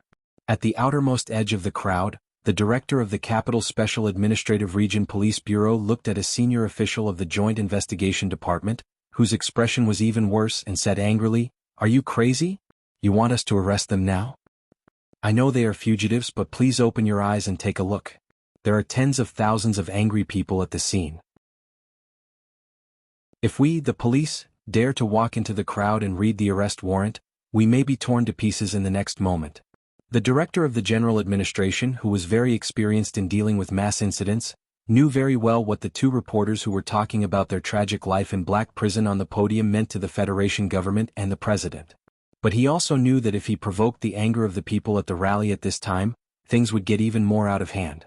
So he refused the other party's order without hesitation. With a gloomy and cold smile, he said, "According to the Patriot Act, only you have the right to arrest these criminals, and in fact they escaped from your hands." The meaning of this sentence was clear. It was the Joint Investigation Department's trick to arrest the other party, and it was the Joint Investigation Department's mistake to let the other party escape and enter the rally. So, it was naturally the responsibility of the Joint Investigation Department to solve this matter. The senior official glared at him fiercely, then turned to look at reporter Wood, who was speaking on the podium. His fists hanging on both sides of his trench coat couldn't help but tremble slightly. If it were anyone else, they wouldn't have the guts to order the soldiers of the Small-Eyed Special Forces to shoot at tens of thousands of people who were cheering, so he could only watch and wait to be burned to ashes by the anger of the President and Chairman Lee. Repeal the Patriot Act. March to the Supreme Court. Long live the Charter. Long live the Seventh Group. Night slowly fell, and snowflakes fell desperately while the sun was at its dimmest. The temperature dropped a few degrees, but the atmosphere in front of the George Carlin Art Center had become extremely fanatical. The excited people surrounded Chief Editor Bob and reporter Wood, shouting slogans non-stop. The silent march had reached the final stage of the battle. The good people who were trying to repeal the Patriot Act welcomed two of their most prestigious and most powerful comrades. However, night had already fallen, and marching to the Supreme Court could only be done tomorrow. So, the people, full of fighting enthusiasm and optimism, began to dance and sing in front of the Art Center. They were ready to party all night, and no one was willing to leave to rest, because they knew that only with the bodies of tens of thousands of companions could they protect Bob and Wood in the middle.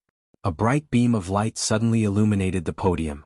The people, who thought that it was the searchlight of the Federation military and police, were in an uproar, which quickly turned into even more fanatical cheers.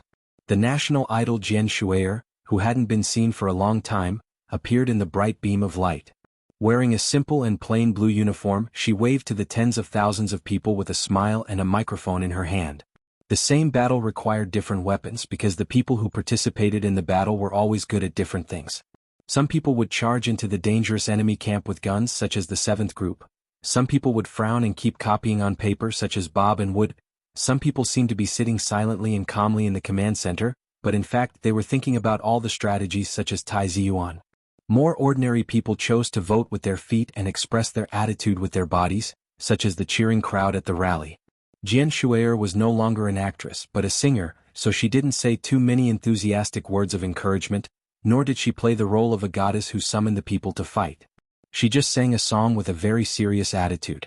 The first line of the song was, "When we discover the truth of life, but still love it as much as we did yesterday, we are heroes." Outside the dense crowd, under an inconspicuous cold-resistant redwood tree, Su Lu, wearing a sports windbreaker, slightly raised the brim of the hat on his forehead. Across the sea of thousands of people, he looked at the unforgettable beautiful face on the stage and smiled slightly. Standing under the tree, he quietly listened to the woman's clear and charming voice, full of tranquility and determination. The feeling in his heart was indescribable, just like last year when he first heard the song written for him. The song gradually faded away. Su Lu lowered the brim of his hat again, silently turned around, and walked toward the quiet street that contrasted with the lively crowd. After sending Bob and Wood to Tai Ziyuan, the Seventh Group disbanded and left, divided into 3 groups to carry out their respective tasks. He believed that the thin guy who often coughed definitely had a way to keep Bob and Wood safe, so he left with peace of mind. The cold wind gradually rose in the quiet street, and it was particularly piercing. Now, Sulu naturally didn't have to worry about frostbite or catching a cold. He still subconsciously turned up his collar to cover his neck, then put his hands to his lips and exhaled a mouthful of hot air. There were bright and warm houses in the buildings on both sides of the street, and there was the sound of children playing and the whimpering of cats fighting. There were also dark rooms. He didn't know where the owners of those rooms were now, or if they were in the crowd in front of the George Carlin Arts Center. There was an inconspicuous convenience store at the corner in front of him. There was a New Year's festive light hanging on the door. Because it had been hanging there for a while, it was covered with a thick layer of dust and looked a little old. The light in the store was dim. Sulu walked in, brushed past a burly man, took out some change from his pocket, put it on the counter and said, "I want a blue box 37. The man seemed to have finished buying the goods he needed, turned around and left. His extremely tall and burly figure made him have to lower his head when he passed by the old lamp. The boss took the change, turned around and began to look for cigarettes. Suli's eyes fell on the glass shelf, and looked at the burly man walking out of the door with the reflection. He noticed that the moment the man lowered his head, a ferocious tattoo petals appeared on the back of his neck. "Thank you." After taking the cigarette, Sulu bent down and picked up a heavy black long box at his feet. His movements were extremely casual, as if he had just brought it in himself. He carried the long black box out of the convenience store and disappeared into the night of the Capital Special District. Inside the long black box was not a violin, not a flute. It was a gun, a big gun. The ferocious tattoo petals on the back of the neck actually extended from the back to the waist. The branches and leaves were deep, and it was only part of a tattoo flower pattern. The burly man with such a terrifying tattoo on his body had an extremely delicate name, Zhang Xiaohua. This big shot of the underworld in South Kazhou had strength and dignity that could not be underestimated.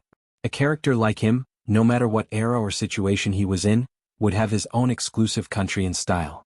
However, since leaving the prison and entering Bermuda, and meeting a man of the same age named Lin Banshan, he was willing to become the other's assistant and arm. He was silent and quiet, and only strong and violent when the other needed. In the 75th year of the constitutional era, Lin Banshan took all the elites from Bermuda back to the Federation. He wanted to fight against the government with the strength of the wild, and Zhang Xiaohua did not hesitate to follow. In the capital of South Kazhou, he had turned his hand over to draw blood. He had fled thousands of miles in a frozen fish cart. He had shot through an armored car outside the forest garden. Tonight he had given the gun to Sulu. Chapter 958. There were only 2 ACWs in the entire Federation, one of which accompanied Mr. Sher to shake the Parliament Hill, and the other one was rumored to be in Lin Banshan's hands. Rumors always had their source, so it was true. All these years, the ACW had been waiting in a secluded cellar until it was taken away by Zhang Xiaohua. He knew what kind of terrifying magic the gun had, and what kind of surprise weapon it could play in this war, but when Lin Banshan asked him to give it to Sulu, a citizen of the Empire, he didn't hesitate. Because Zhang Xiaohua had never doubted Lin Banshan's judgment. Dim and bright lights were cast from the apartment buildings on both sides of the street. The man with the tattoo walked silently in the night and snow. With his steady and fast steps, the height of the buildings on both sides gradually decreased, the scenery became chaotic, and the environment began to become noisy. A night taxi stopped outside the repair shop. The driver inside was covered with a blanket with his eyes closed as if he was sleeping. No one noticed, but when Zhang Xiaohua's emotionless gaze swept past, the driver nodded slightly in acknowledgement. In front of him, the barbecue stall owner waved a big spoon and stir-fried vegetables. The fat boss lady waved her greasy hands behind her but gently, as if she was driving away non-existent mosquitoes. Along the streets Zhang Xiaohua passed by, ordinary citizens like this would appear from time to time. They used their hands and eyes to express the unique language of the underworld. Just like that, the burly man wanted by the Federation government safely walked into the only welfare area in the capital special zone, Yellow Wind Village. The so-called welfare area was just another name for the slums. The people here basically didn't have official jobs, had a meager income and relied on social welfare. They received boring synthetic protein meat on time, received very little subsidies, lived in cheap rental houses provided by the government, and sent their children to schools that the rich disdained. Their lives were very difficult. Just as described in social history books, It was always easy to breed evil in areas where life was difficult. Illegal brothels that were often blocked by condoms in the sewers, underground casinos full of the smell of smoke and sweat, and drug dealers in the shadows of the alleys were the three most common sights in this area. Zhang Xiaohua waved her hand and lifted the straw curtain. She walked into a large courtyard expressionlessly. She walked along the corridor at the bottom of the building, avoiding the junk in front of her. Along the way she passed by many rooms with half-closed doors. Through the gap he could see that some of the people in the room were watching TV, some were very nervous and some only had numbness on their faces. There was a child playing a game of sticking a knife into the mud with the gangsters and was extremely excited. There was also a middle-aged man who was locked in solitary confinement, panting and wriggling on top of a prostitute. Zhang Xiaohua seemed to be expressionless and looked straight ahead, but in fact she had already seen the scenes in all the rooms along the way. In these rooms, other than his most loyal and capable subordinates, there were also a lot of people whose clothes and auras did not match the environment of the Yellow Wind Manor. They were hostages. With food, clothing, and a way to satisfy their physiological needs, the hostages were in a good state of mind. At the very least, they were still far from the edge of insanity. After confirming this, Zhang Xiaohua finally showed a satisfied expression on her face. She slightly nodded to the middle-aged man with a respectful expression at the back door and walked out. A very ordinary car was parked in the snowy night at the back door. Zhang Xiaohua opened the door and sat in the driver's seat. She took a thick cigarette from the side and lit it. She took 2 puffs. Because her body was too burly, her iron lungs made the tip of the cigarette suddenly turn red, and the smoke instantly filled the car. Han Chu, who was sitting in the back, frowned. She pulled out a delicate silk handkerchief and covered her mouth and nose. She began to cough non-stop, and a few bright red spots appeared on her ghostly pale cheeks. I know very well what a huge role an authoritative news media can play in this war. Cough, cough. Han Chu put down the handkerchief and shook her head. She frowned and said, "What I don't understand is how much of an effect kidnapping the relatives of the TV station staff can play. What if they call the police?" The incident in South Kazhou proved that this kind of violent method is effective. Zhang Xiaohua gently stroked her smooth head. After a moment of silence she said, "If the police station is alerted, there will be big trouble. But we have to bet that those directors don't have the courage of Bob and Wood." Han Chu's eyes fell on his empty right hand. Her pupils shrank slightly, and she was as cold as a poisonous snake. She said in a cold voice, "Did you really just give it to that Empire person?" "Yes." Zhang Xiaohua replied with a blank expression. "This is really interesting. That Empire Crown Prince seems to trust us very much. In fact, I have been waiting for him to threaten us with the lives of Li Feirong and the child. But he didn't give me the opportunity to repay him." Han Chu's eyes slightly lowered. Her simple words had a very strong meaning. Zhang Xiaohua was silent. The car slowly drove away from the ruined street. The half-open window blew out a thick fog of high-grade tobacco from time to time, which seeped into the fluttering snow. Dozens of minutes later, this ordinary-looking car came to an ordinary-looking building complex in the western suburbs of the capital. The dim lights illuminated the slowly falling snow above the building complex. No one could find the heavy firepower around it. The iron gate slowly opened. Zhang Xiaohua and Han Chu's car entered the heavily guarded building complex without any inspection. The flat, beamless houses covered a large area. There were thick wire bundles on the side of the road. There was a faint low hum of the motor. The white smoke discharged from the sewage treatment equipment in the distance proved that this building complex was some kind of factory. The car stopped outside a factory. Zhang Xiaohua and Han Chu walked in and walked along a transparent corridor. There were several fully automatic assembly lines on the other side of the corridor. Countless sophisticated mechanical devices were operating in a near-vacuum environment. They were so thin that the front end was almost invisible to the naked eye. They were retracting like lightning, as if they were doing a micro-engraving work on a substrate on the assembly line. If it was Su Lu walking in the transparent corridor at this time, he would definitely be shocked by everything in front of him. He might even look at the assembly lines in a daze. Because such sophisticated micro-level equipment couldn't be found even in the Husk Institute. Zhang Xiaohua and Han Chu didn't have any strange emotions. They walked forward in silence with no expression or pale cheeks. When they first entered the factory they were shocked. Later they found that without the brain of a senior engineer, they couldn't understand the equipment so they could only ignore it.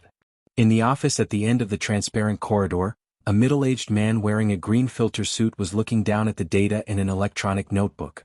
Although the filter suit was a bit large and thick, it still couldn't cover the mountain-like shoulders. Lin Banshan, who looked like a senior engineer, raised his head and looked at his two most capable companions. He smiled and said, "It seems that things are going well." After confirming that Chief Editor Bob and reporter Wood were handed over to the Silent March Command, I followed your instructions and personally handed the gun to him.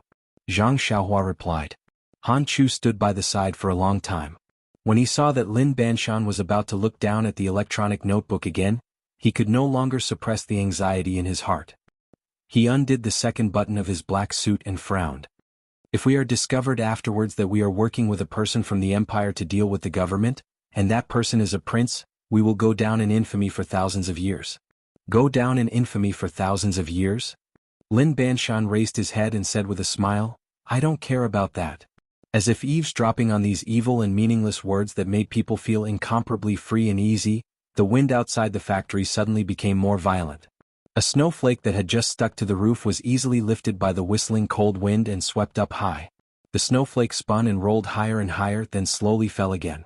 It floated over the factory that covered an area of 14 square kilometers and landed on the cornerstone by the pine forest at the south gate of the factory. The smooth black stone monument was covered with light snow, as if it was wearing a funny white hat.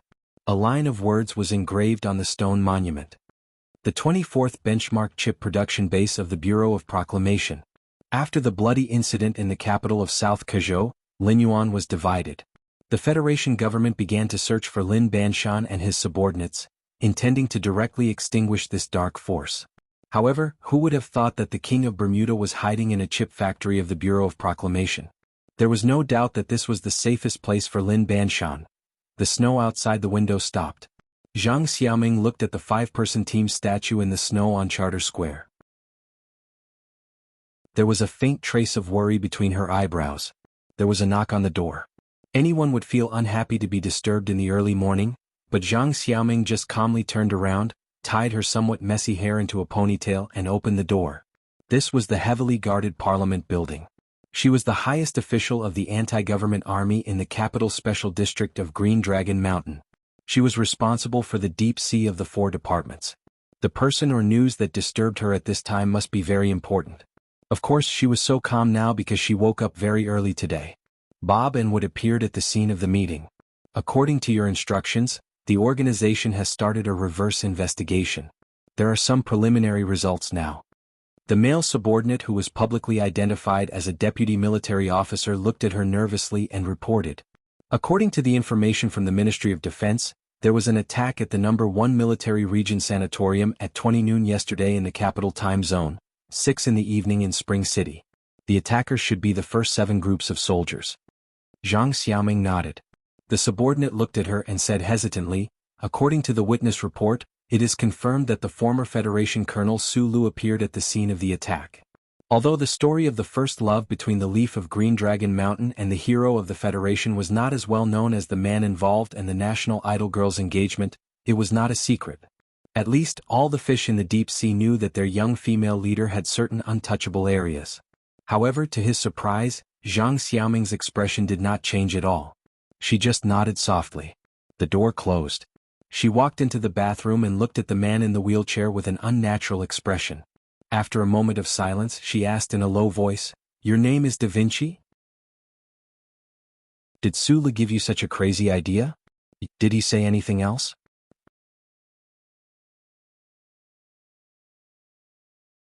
Chapter 959. Tai Ziyuan, the young senator, led tens of thousands of supporters to walk in the open silently. Lin Mid-Mountain, the king of the underworld, hid his blade in the dark. Zhou Yu, the woman of the red flower, built a solid Taoist foundation with the help of her family and possibly even the terrace of Mo Chao's back mountain. Su Lu and Team 7, the hard rock, spat out violent gunfire to pave a bloody path. The 4 of them had their own strengths and no one could compare to them. They either secretly helped each other or interlocked with each other based on the tacit understanding they had in the past.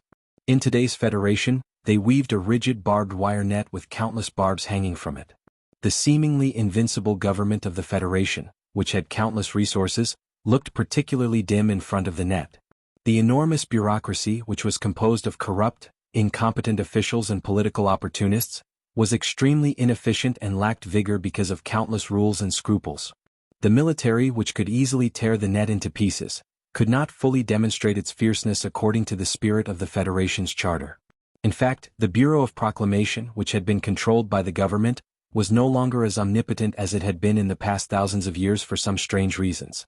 Both the charter computers underground and the staff of the Bureau of Proclamation in the hall above ground were now in a strange, torturous situation. Fortunately, the Federation government's control over the news media did not weaken. In fact, it even strengthened. After the bloody incident in the capital of Nank State, the news channel carried out the most profound self-examination. Even the most courageous newspaper, the Capital Special District Daily, became extremely silent because its chief editor and chief reporter were imprisoned. It was exactly because of such strong control that the major media of the Federation adopted the strategy of downplaying or even ignoring the silent march into the Capital Special District and the two speeches that were enough to shake the Federation. The victory documentary of the battle in the Straits on the front line of the Mo Hua planet and the thighs of the stars in the labor parties of various states filled the light screens and pages.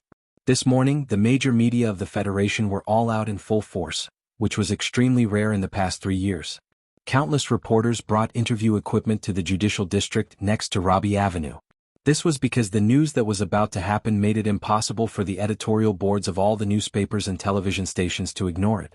Furthermore, the parties who were about to go to the Supreme Court to accuse the Patriot Act of being unconstitutional were Chief Editor Bob and Reporter Wood. Tens of thousands of people who had stayed up all night poured into Robbie Avenue, their footsteps stepping on the snow-covered lawn, leaving all kinds of footprints. There was no sleepiness or fatigue on their faces, only excitement and anticipation. Outside the Supreme Court, there were already 3 circles of yellow cordons. The judicial gendarmes vigilantly watched the dense crowd, their expressionless faces hiding the nervousness in their hearts. Far away from the warning line, there was an unmarked black car parked beside an evergreen forest covered in ice. "I don't accept any interviews." Through the car window, Tai Ziyuan looked at the dozens of reporters who were blocked out by the bodyguards. He asked calmly, "Have you all gone in?" Mr. Senator, Chief Editor Bob and Reporter Wood have entered the Supreme Court building and are now signing the transcript of the previous hearing. The subordinate replied in a low voice, "There was no accident. It was just that the Black Hawk sniper had some conflicts with the investigators of the Federation Investigation Bureau when he was controlling the position." Tai Ziyuan rubbed his eyebrows and silently looked at the corner of the Supreme Court building above the frosty white forest. He didn't speak for a long time. Since he officially began the silent march last year, this was the first time that the young senator felt nervous.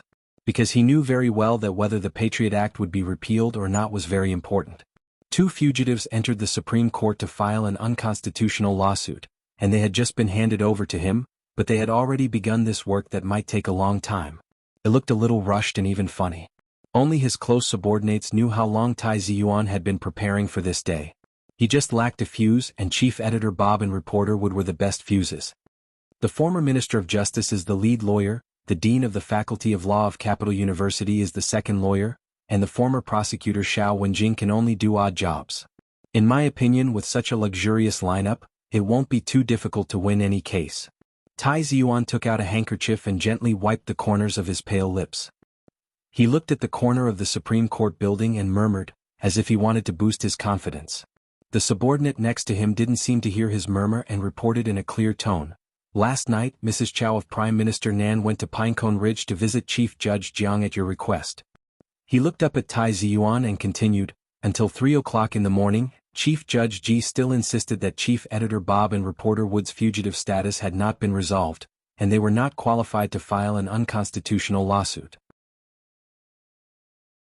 The corners of Lai Ziyuan's lips curled up slightly as he said mockingly, "If it weren't for the fact that the members of the PAC faction in Parliament Hill came up with an unconstitutional second-time limit bill, I would be very willing to personally fight this unconstitutional lawsuit."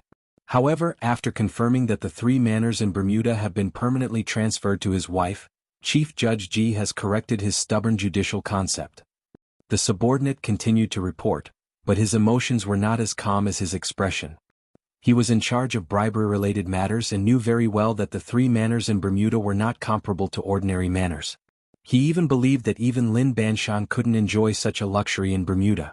In his opinion, it was a pity to bribe such a hypocritical old judge who was about to die with such a large sum of money. However, he immediately remembered that the young senator in front of him had even donated the crystal mining consortium without any hesitation, so he fell silent. There are a total of 5 justices in the Supreme Court's Constitutional Review Committee. After 2 years of work, we can only secure 2 votes. The other 2 justices obviously support the Patriot Act, so now it's 2-2. The subordinate's opinion was very clear. No matter how luxurious the lineup of lawyers Tai Ziyuan prepared was, the final decision of whether the Patriot Act would become a piece of scrap paper or continue to be shackled by the Federation was still the 5 justices. So in the end, it all depends on Chief Judge He Ying's opinion. Besides, even if he blinks, it's possible to directly change the opinion of the other 4 justices. It's a pity, or rather respectable, that Chief Judge He Ying can't be bribed. Tai Ziyuan said calmly, "If this old man can be bribed or influenced, I will directly ask Lawyer He to do everything possible to bypass the principle of avoidance and appear in the Supreme Court today." Robbie Avenue suddenly became quiet. Tens of thousands of people stared at the building on the other side of the warning line calmly and attentively. Nobody spoke because they who participated in the silent march still believed in the spirit of the Federation's charter and the Supreme Court that represented the dignity of the law. The soft sound of rolling snow echoed. The black car door opened and Jian Shuier, wearing a plain dress, sat down. She lowered her head and gently patted the snow next to her knees. "Did you see it?" Tai Ziyuan did not turn around. He was still looking in that direction and asked. "I saw it," Jian Shuier replied. Hearing this simple answer, Tai Ziyuan's slightly furrowed eyebrows slowly relaxed. A faint and calm smile appeared on his face. Jian Shuier looked at the smile on his face. A trace of doubt flashed through her beautiful and bright eyes. She raised her eyebrows slightly and asked with a smile, "It seems that you are very confident. The outcome of this case has been decided." "We won." Tai Ziyuan turned around and looked at her beautiful face. He whispered, "Thank you." Jian Shuier raised her eyebrows even higher. She was like a willow leaf blown by the wind. She was not intimidating at all. Instead, she was confused and cute. "So you asked me to come and see Chief Judge He? But why are you so sure that I can play a role? Do you still remember the case that caused a sensation in the Federation when you were a child? A teenage girl defeated the UNICEF and the Lees of Philadelphia in court. What? Why did the Supreme Court directly award the inheritance of the ancient clock company to Zhong Huoyan 4 years ago, ignoring the hints of the Federation government? You should know that other than the routine questioning, it only took less than 3 minutes in total." Tai Ziyuan looked at her and said with a smile, "Chief Judge He Ying has almost perfect morals and wisdom. He is wise and unrestrained. He can be said to be a model for all mankind. He has no shortcomings. Besides playing the piano and teaching his children, grandchildren and great-grandchildren, the whole Federation doesn't know what hobbies he has." Jian Shuier gradually felt a little strange. She held her chin and frowned as she listened. "But I know that he has hobbies. This kind of hobby is not a shortcoming. But due to the high status of Chief Judge He and the dignity of the law that he has to protect, he can't express them to his heart. So this kind of emotion has been accumulating in the old man's heart for a long time and is getting stronger and stronger. Once there is an opportunity to express it, Chief Judge will never miss it." Jian Shuier vaguely guessed what he wanted to say. She stared at him in disbelief. Tai Ziyuan looked at her and said with a smile, "I used to tell Su Lu that the greatest Chief Judge He Ying of the Federation likes little girls. I later understood that he has always liked you, just you." Jian Shuier covered her mouth in shock and said, "How is that possible? He is already 100 years old." Tai Ziyuan looked at her face that was still perfect and moving even though she was frightened. He sighed with emotion and said, "The Chief Judge of the Supreme Court also has the right to chase after stars. A century-old man also has the right to like the most perfect woman created by the Creator." As soon as he finished speaking, a wave of cheers passed through the car window and entered the ears of the 2 people. They turned their heads and saw that the Supreme Court had become a sea of jubilation. Chief Editor Bob and reporter Wood held up their hands that were not handcuffed and walked out like heroes. Chief Judge He Ying of the Supreme Court of the Federation. When he first saw Jian Shuier on the TV screen, she didn't have purple hair yet. She hadn't boarded the Enterprise yet. She wasn't a national idol that everyone looked up to. She was just an orphan's nanny in a family sitcom. But from that day onwards he began to love her. The Patriot Act that made it difficult for countless people in the Federation to breathe and subjected countless people to secret interrogation and torture was immediately abolished by him in his old voice. Was it really just for such a simple reason?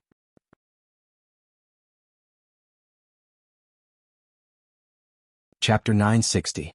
Around the lawn behind the official residence, dozens of Special Task Force agents holding black umbrellas vigilantly watched the surroundings. The entire street was under tight control. Beside a cedar tree, Director Breen, whose face was full of anxiety, looked at the two people on the lawn. Since he was not allowed to go forward, he could only nervously tell his subordinates to be more careful. President Pabre walked slowly on the snow-covered lawn. He wore a dark trench coat and held a black umbrella in his hand. The falling snowflakes silently landed on the umbrella and stuck to the front of his coat. Du Xiaoqing, who was silently following behind him, did not hold an umbrella. The general did not wear sunglasses today, and he wore black lambskin gloves on his hands.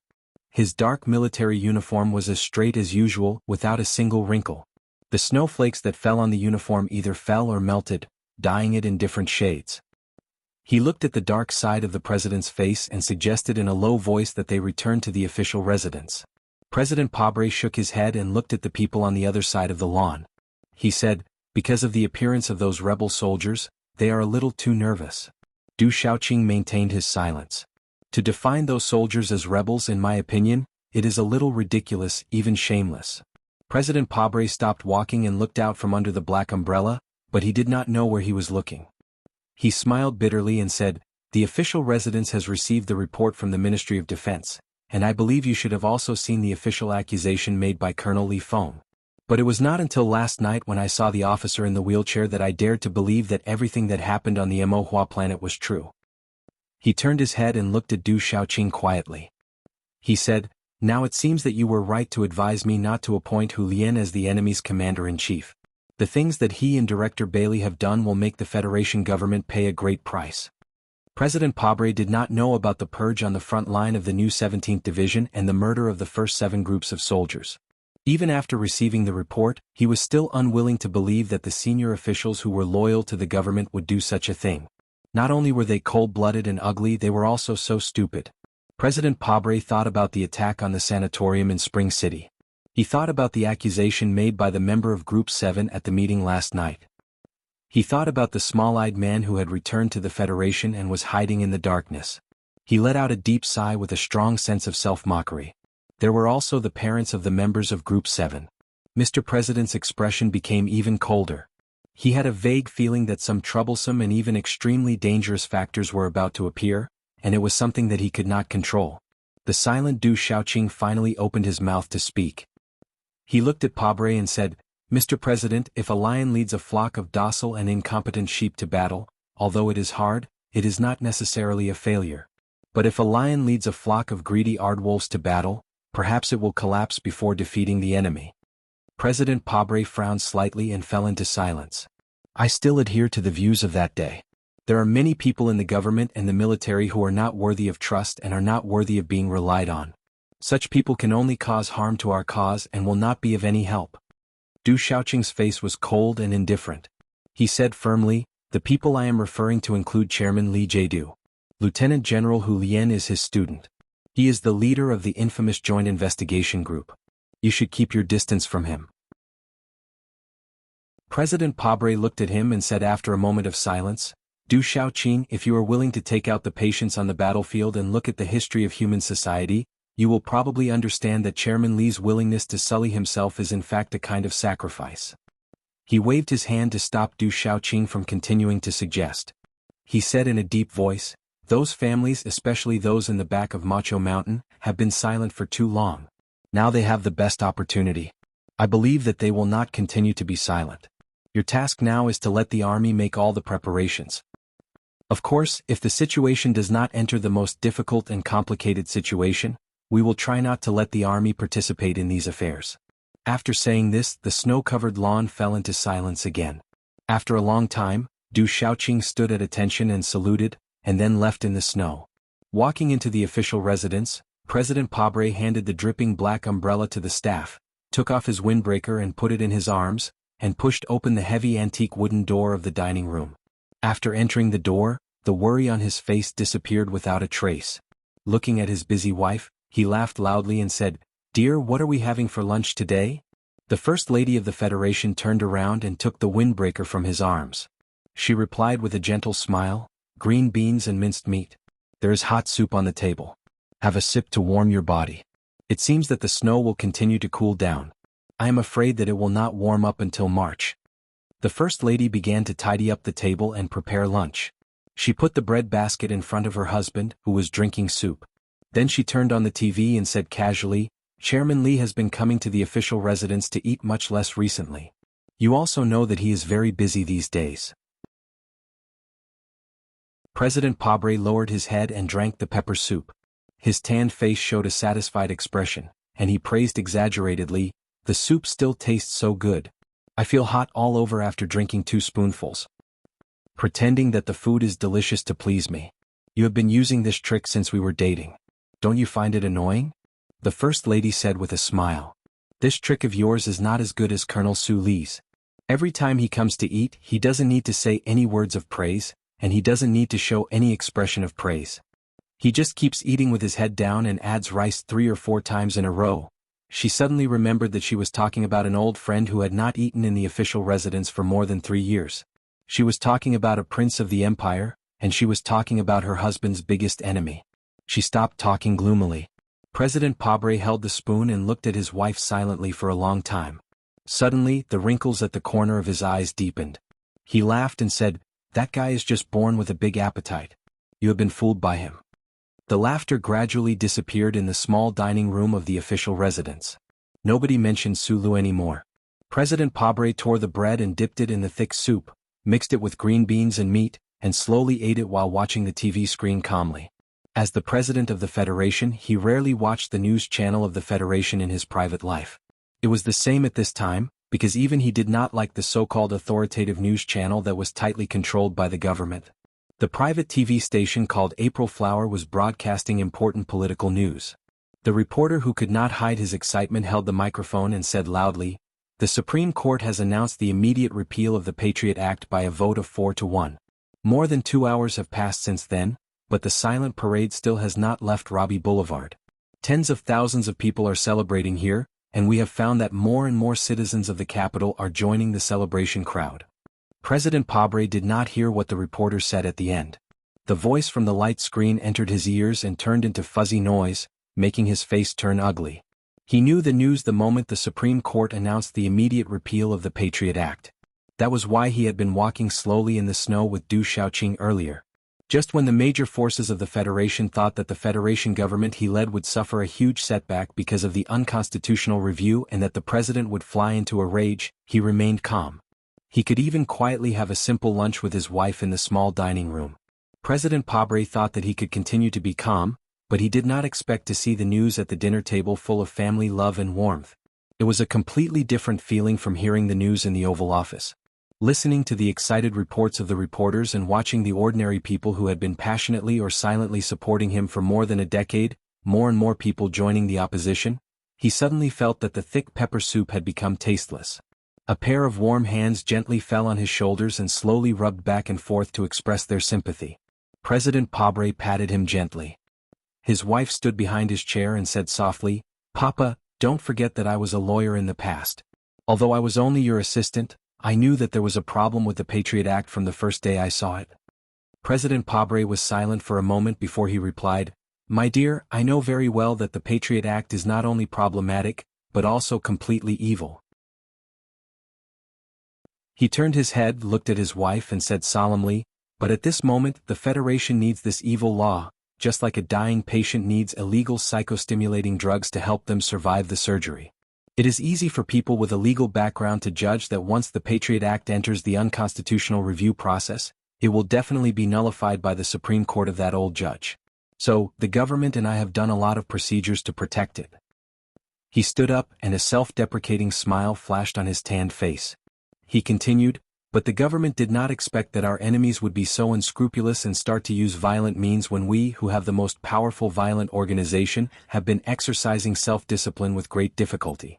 This sentence was referring to the attack on the sanatorium in Spring City. "Was it done by those big families?" his wife asked worriedly. President Pabre shook his head and said, "It was done by Sulu. Whether or not they were behind it, those big families will never admit it, and the government cannot find any evidence."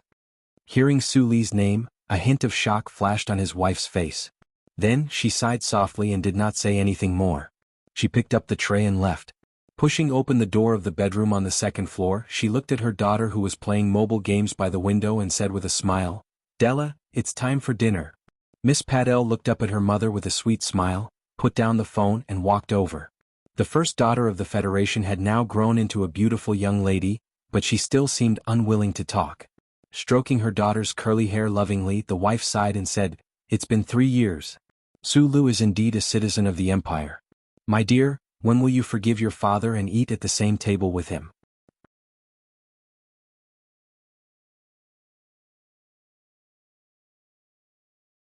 Chapter 961. The Supreme Court of the Federation announced the immediate repeal of the Patriot Act. For some people of the Federation, it was like the sun dispelling the haze, but for some people of the Federation, it was more like the night shrouding the earth again. The jubilant celebration did not happen in all the cities. In some places, angry Padre loyalists took to the streets, waving their fists in protest. Even the highly respected Chief Justice of the Supreme Court was criticized and questioned on the internet and in the media, which was extremely rare. But at least on the two sides of Robbie Boulevard that were occupied by the Silent March, and around the Supreme Court building that was packed with people, there were no conflicts of ideas or factions. Countless people were jumping in excitement, shouting slogans, and welcoming the brave heroes in their hearts. The officials of the Joint Investigation Department, who had been waiting outside the cordon with gloomy expressions, had already left in embarrassment amidst the violent boos and curses of the people. With the repeal of the Patriot Act, the government of the Federation could no longer take coercive measures against the two journalists. Chief Editor Wood and reporter Bob raised their hands high like heroes and walked out amidst the deafening cheers. At the front of the crowd were their most familiar colleagues. The reporters and editors of the Capital Special District Daily looked at the chief editor and Wood, who they had not seen for many days. They were both excited and sad. Some women wiped away the tears on their faces and squeezed out cheerful smiles. Taurus was the full-time secretary of Chief Editor Bob. The woman, who was in her 40s and had light blonde wavy hair, came forward while sobbing, opened her arms, and gave the chief editor a warm hug, which caused the exaggerated laughter of the people around them and a weird smile on Wood's face. She put on the windbreaker for Bob with trembling fingers, then took out a high-quality coarse tobacco from the box and carefully put it into Bob's mouth.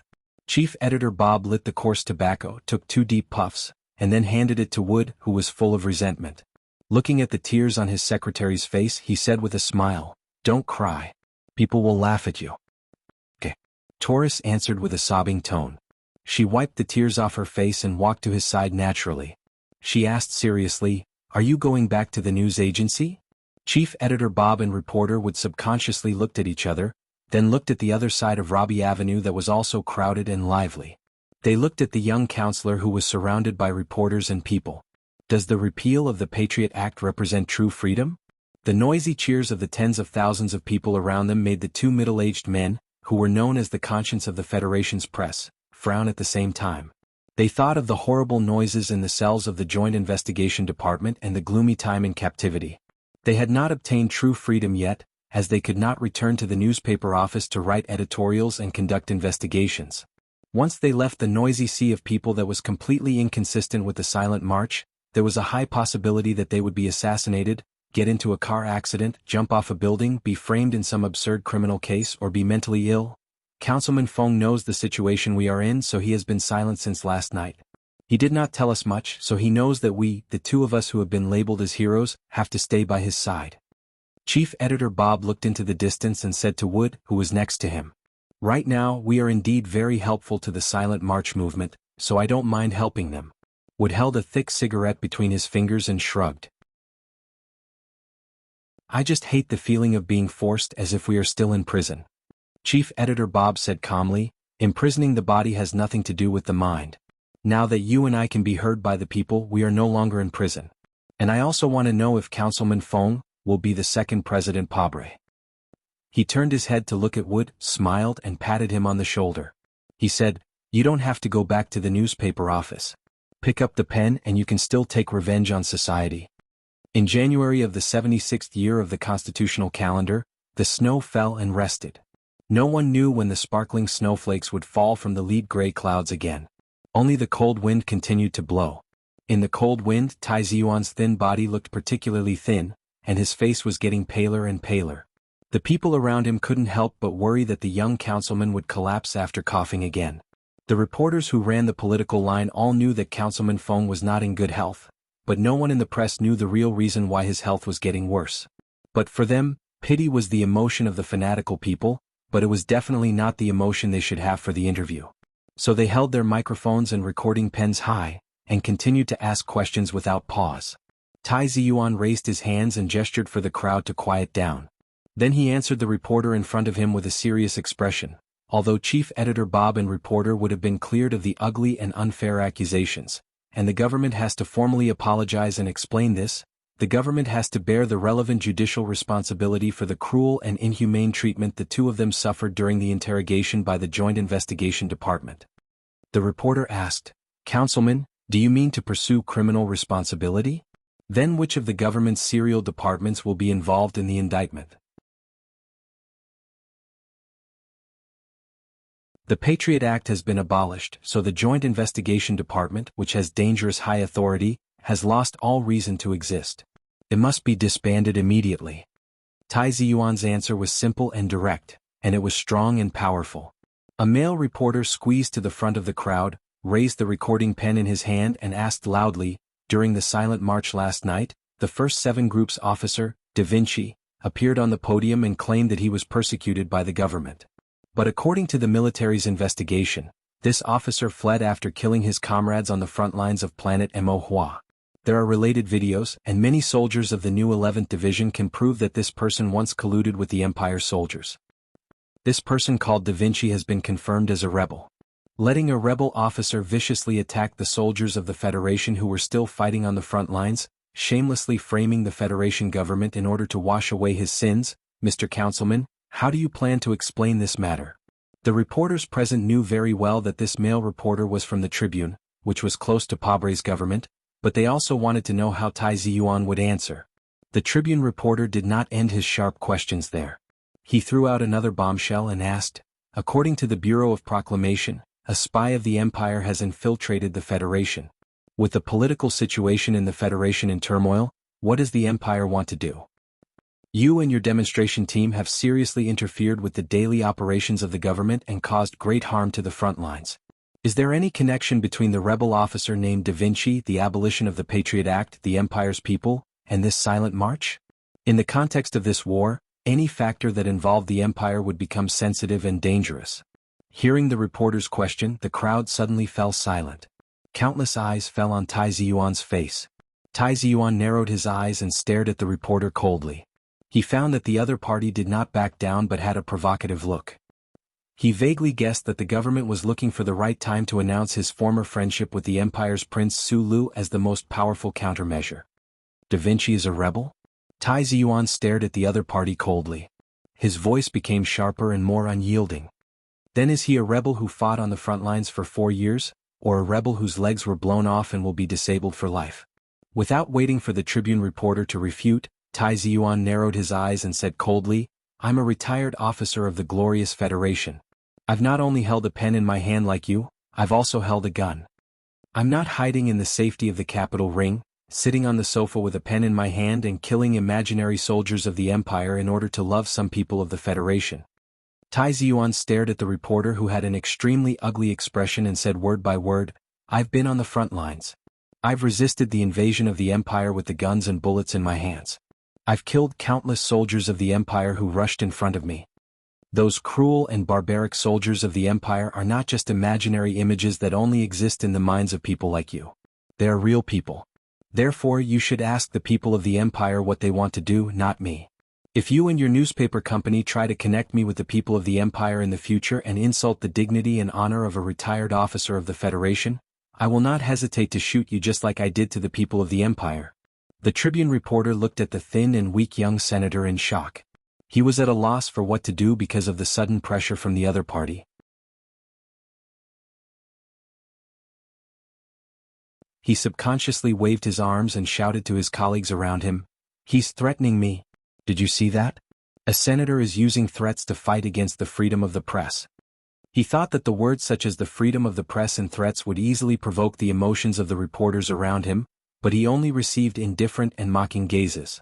It was because he did not understand that since he and his newspaper company dared to insinuate Tai Ziyuan in the name of righteousness that was too sensitive to be touched, then Tai Ziyuan could naturally use the name of righteousness to counterattack in the most forceful and even violent way. As for your claim that the political situation of the Federation is chaotic, and that the Empire will take advantage of the situation and accuse the people who participated in the silent march, which will affect the battle at the front lines, I would like to give the following official answer. In the cold wind, the young senator looked at the microphone and recording pen in front of him and said solemnly, "If you believe Major Da Vinci's accusation, then you should understand that what the Federation government and certain high-ranking military officers are doing on planet Emohua is not ostracizing, suppressing, or purging. They are shooting behind the backs of the brave and fearless soldiers who are bathed in blood. This is pure murder." Here, I would like to ask all of the citizens of the Federation to consider, who is the real threat to the Federation right now between this government and the Empire? The crowd fell into a deathly silence.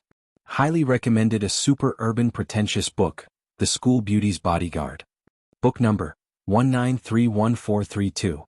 Fishman Too's newest supernatural work after So Pure, So Flirtatious. Lin Yi was a normal 12th grader, but he had another important task on his shoulders, and that was to woo the school beauty. On the orders of the beauty's father too. Lin Yi really didn't want to interact with this difficult miss, but he couldn't go against the orders of his elders. He had no choice but to transfer to Songshan's first school, to be the Mrs. Follower. And thus, the most awesome follower in history appeared, the Mrs. Bodyguard. Watch this follower get rich, steal the miss, and start his life of picking up girls.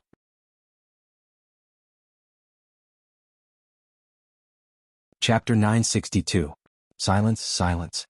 Tai Ziyuan did not continue his outburst. He turned to the reporter who asked the first question and said softly, "You just asked how far we should go. My request is simple. Parliament must hold a special hearing to investigate the explosion of the ancient bell, the 7-group incident on planet Emohua, and immediately reopen the impeachment case. All suspected criminal officials of the Federation government must be put on trial. The trial of the conspirators." This was the headline of the special issue published by the Tribune, one of the 3 major newspapers of the Federation, that night. The special issue believed that there was an unspeakable conspiracy behind the major events of the Federation in the past 6 months. Some decadent reactionary families intended to incite the blind people, provoke the antagonism of the dangerous classes, and intensify social conflicts, so as to carry out a strong counterattack to achieve the goal of prolonging the sinful lives. The contents of the 3 major pages of the report carried out and even developed the illusions or insinuations of the reporter during the day. They directly pointed the spearhead at the silent march, at the silent 7 families, and at the young Senator Tai Ziyuan. Below the eye-catching headline on the front page was a political article written by President Pabre himself. In the article, he calmly answered some of the most important questions of the people and expressed his views on the political affairs of the Federation in the past 3 years. Then in the conclusion he wrote, "The real enemy of tolerance is fanaticism. But the ones who challenge tolerance are often not those fanatics with firm beliefs, but often these people. They want to dispel their own doubts and at the same time, they want to seal the mouths of others and bind their hands and feet. They want to bind our hands and feet so they do everything they can to repeal the Patriot Act. They want to seal the mouths of others so they use all kinds of means to threaten, hold, or bribe the media." George Carlin once said that the only strength the will of the weak can possess is fanaticism. If the cowardly strong who control the resources of society will only use the last strength of the weak like you and me to achieve their own personal goals, then why should we be lenient to them? Mr. President's writing was still strong and moving, like the eloquence on the podium, but in today's Federation, it could no longer arouse as many enthusiastic responses and support as it did in the past. There were many people who were deep in thought when they saw the text, but no matter what school of thought they were, they all maintained a cautious silence for the time being. The next morning, another major newspaper that had been silent for a long time, the Capital Special District Daily News, made a quick response.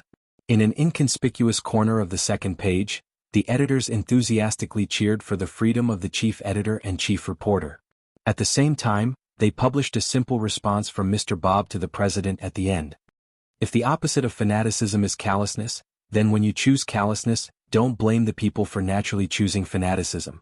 Inside the temporary tent in front of the George Carlin Art Center, Chief Editor Bob, who had not slept all night, picked up a half-extinguished coarse cigarette and took a sip. He then rubbed his dry eyes and was about to drink the bitter coffee that Taurus personally prepared to end the second official political essay when he saw Wood lift the curtain and come in. The response is simple and powerful, but why is it on the second page? Reporter Wood grabbed his coffee cup and took a sip. He frowned at the bitter and thick juice, then shook his head and said, Taurus really knows your habits, but when did you go through the divorce procedures? She has been waiting for you for so many years. The opposition of the children is greater. Chief Editor Bob smiled bitterly and said, this just answers your first question. In my opinion, responding to Mr. President's cliché is not even as important as dealing with family issues. Wood waved the special issue of the Forum that he had read all night and said with emotion, Mr. Pabre, who has relied on the fanatical support of the people for decades to grow from an orphan in a mining area to the President of the Federation, has actually started to be wary of the word fanaticism. This is really a ridiculous thing. History is always easy to make those who have lived long enough to feel ridiculous. Bob said, that year that Senator Medellin wrote more than a dozen eloquent editorials. Who would have thought that he was from the Empire at that time? Who would have thought that his opponent in the election would actually start to write editorials now? Political history will always be so boring and repetitive? Wood frowned and looked at the demonstrators who were consciously cleaning up the garbage outside the tent. He said thoughtfully, will Tai Ziyuan be different? The difference between politicians and politicians is like the difference between a painter and a painter. The former can't retain the original truth and feelings, and is always a repetitive manual work. They only need to achieve their goals such as making money or fame. Chief Editor Bob said with emotion, when Pabre stepped into the politics of the Federation from a down-and-out law firm, we had just entered the news circle. Since then, I have been shouting and defending for him because I feel that he is an anomaly in the political circle. He is a fresh stream and he is most likely to become a politician, not a politician with a stomach full of lust and a brain full of bank card passwords. Unfortunately, the reality is always so disappointing. In the end, he still walked the path of a politician who plays tricks. As for the young senator you are concerned about, I think he has already done an excellent job in terms of rallying the people, stirring up opposing emotions and controlling the fanatical atmosphere. If you carefully analyze the answer with the Tribune reporter, you will realize that he didn't actually give the real answer to any of the sharp questions, but it was enough to convince the spectators that he was right. Because of his family background, the ambition in our eyes is only natural in his eyes, so no one can capture any unpleasant feeling in his body. He has an innate aura that makes people feel peaceful and trusting. Wood frowned and asked, this is not a talent show. What are you trying to say? Bob smiled and said, what I want to say is that this young senator has calmness and ability beyond his age. He is already a mature politician. He is the second Pabre, even more mature than Pabre. Wood was silent.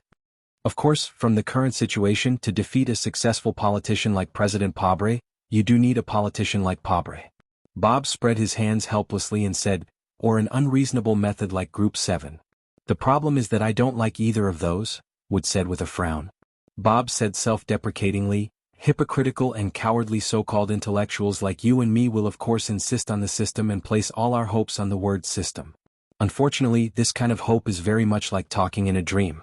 The system that has lasted for tens of thousands of years under the glory of the Charter will also have this kind of big problem.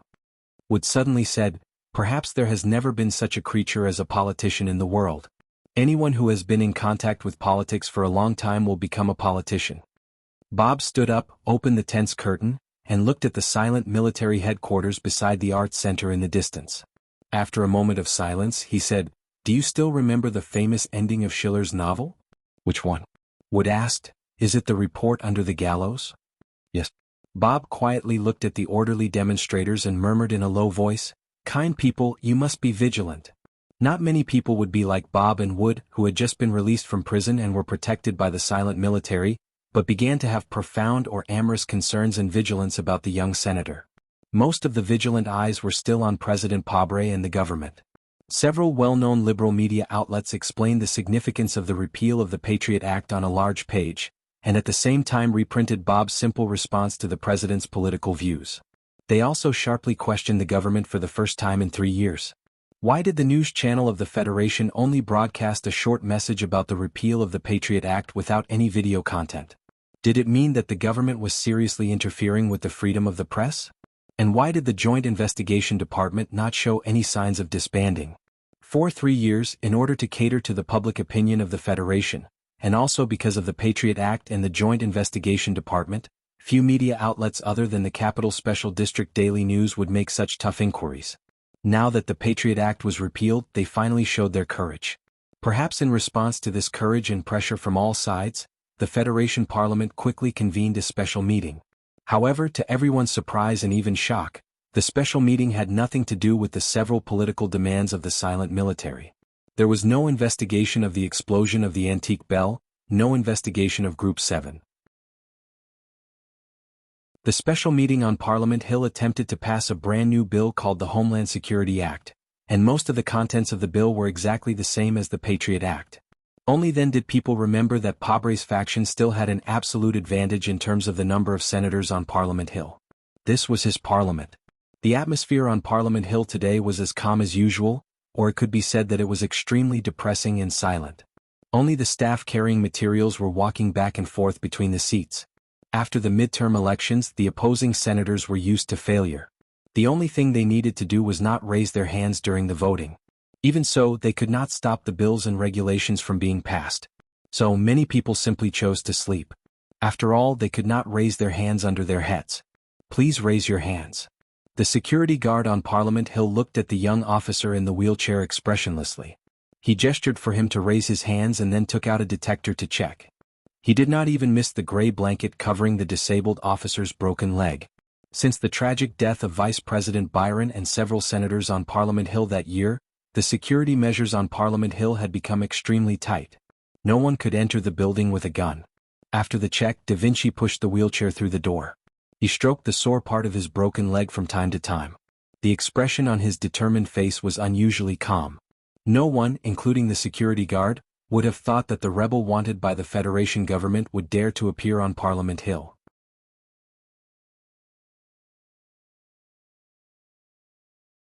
Chapter 963. Voting represented the political rights that the people gave to the members of Parliament. Raising or lowering their hands represented their attitude.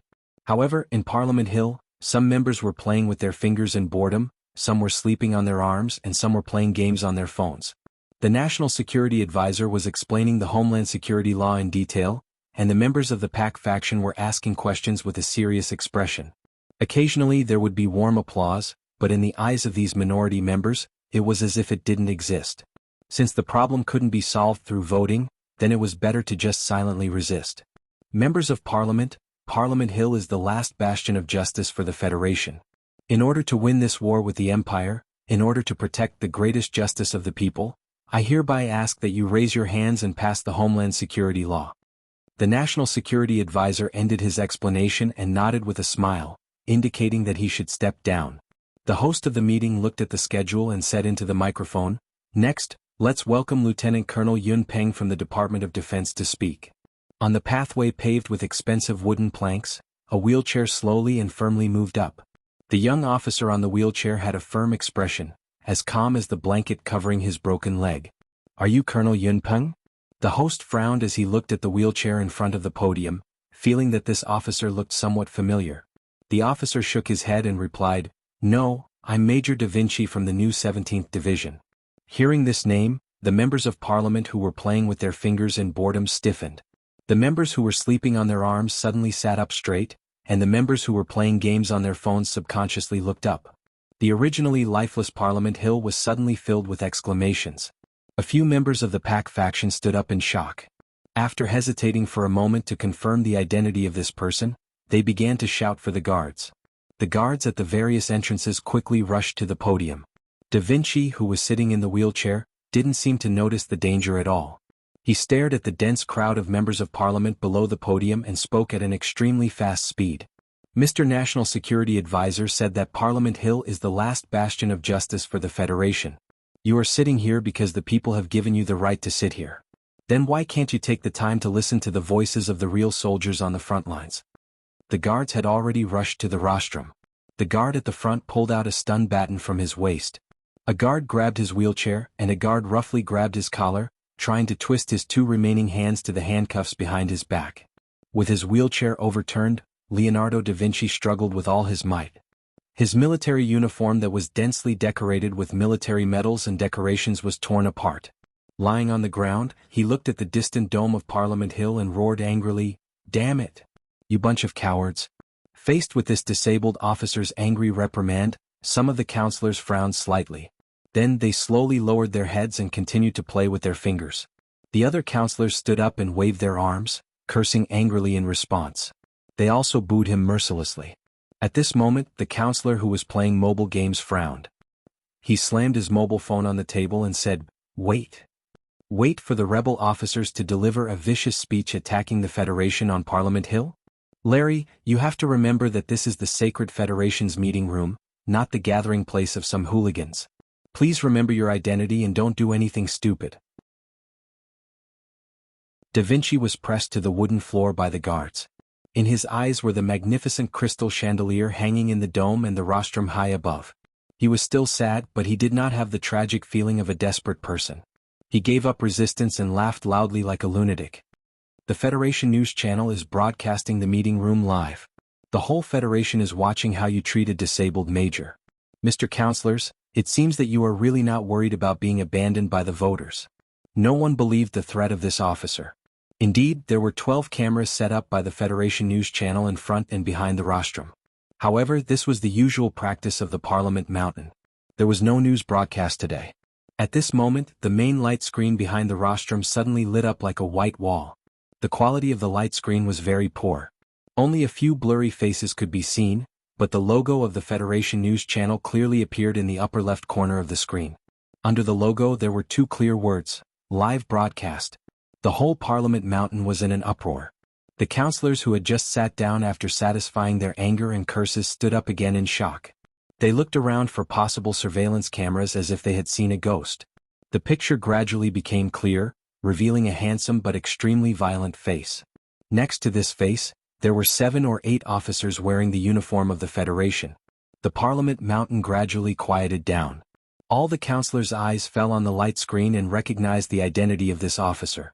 It was a video email from the forward base of Planet Inkflower from the front line of the war. In the video email, the young and proud colonel of the Federation frowned and stared coldly at the camera. He said, "As a soldier of the Federation, I should not be involved in politics. However, because of the request of a woman I love, I will make an exception and make the following explanation to the Parliament of the Federation and the people." There are 3 sentences in total.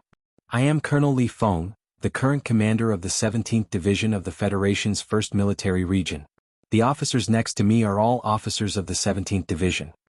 I don't know what Major Da Vinci wants to say when he enters Parliament Mountain. I only know that he is definitely not a rebel officer. That's all I have to say." After a few simple sentences, the video email ended. The projection of the Parliament Mountain Master returned to the live broadcast of the news channel of the Federation. In other words, it returned to the scene of the Parliament Mountain. Hundreds of councillors looked at themselves on the light screen with complicated expressions. Looking at the eye-catching live broadcast logo, thinking about the testimony of Colonel Li Feng, they fell into a long silence. In any case, the simple testimony of a colonel of the Federation was definitely not enough to overthrow the command of the Federation military. Not to mention, the way he gave his testimony was so ridiculous and comical that it showed such disrespect to Parliament Mountain. However, this colonel was called Li Feng. He was the hero of the Federation, Madman Li, the only son of Chairman Li Jiedu, and the direct successor of the Lees of Philadelphia. Therefore, the weight of these 3 simple sentences was different. The silence of Parliament Mountain was broken by 2 uneasy councillors. They looked at the confused military police below the rostrum and shouted, "Why aren't you arresting him? What do you want to do?" At this time, sitting at the highest point of the rostrum, the old man who seemed to be in a deep sleep for the past 3 years and had almost never opened his mouth except when he had to speak suddenly opened his eyes slowly.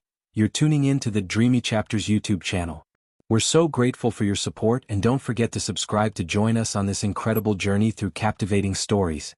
Your generosity through donations truly makes a world of difference, as it's the primary source of revenue that allows me to expand and enhance this channel for you. Thank you from the bottom of my heart for being a part of this adventure.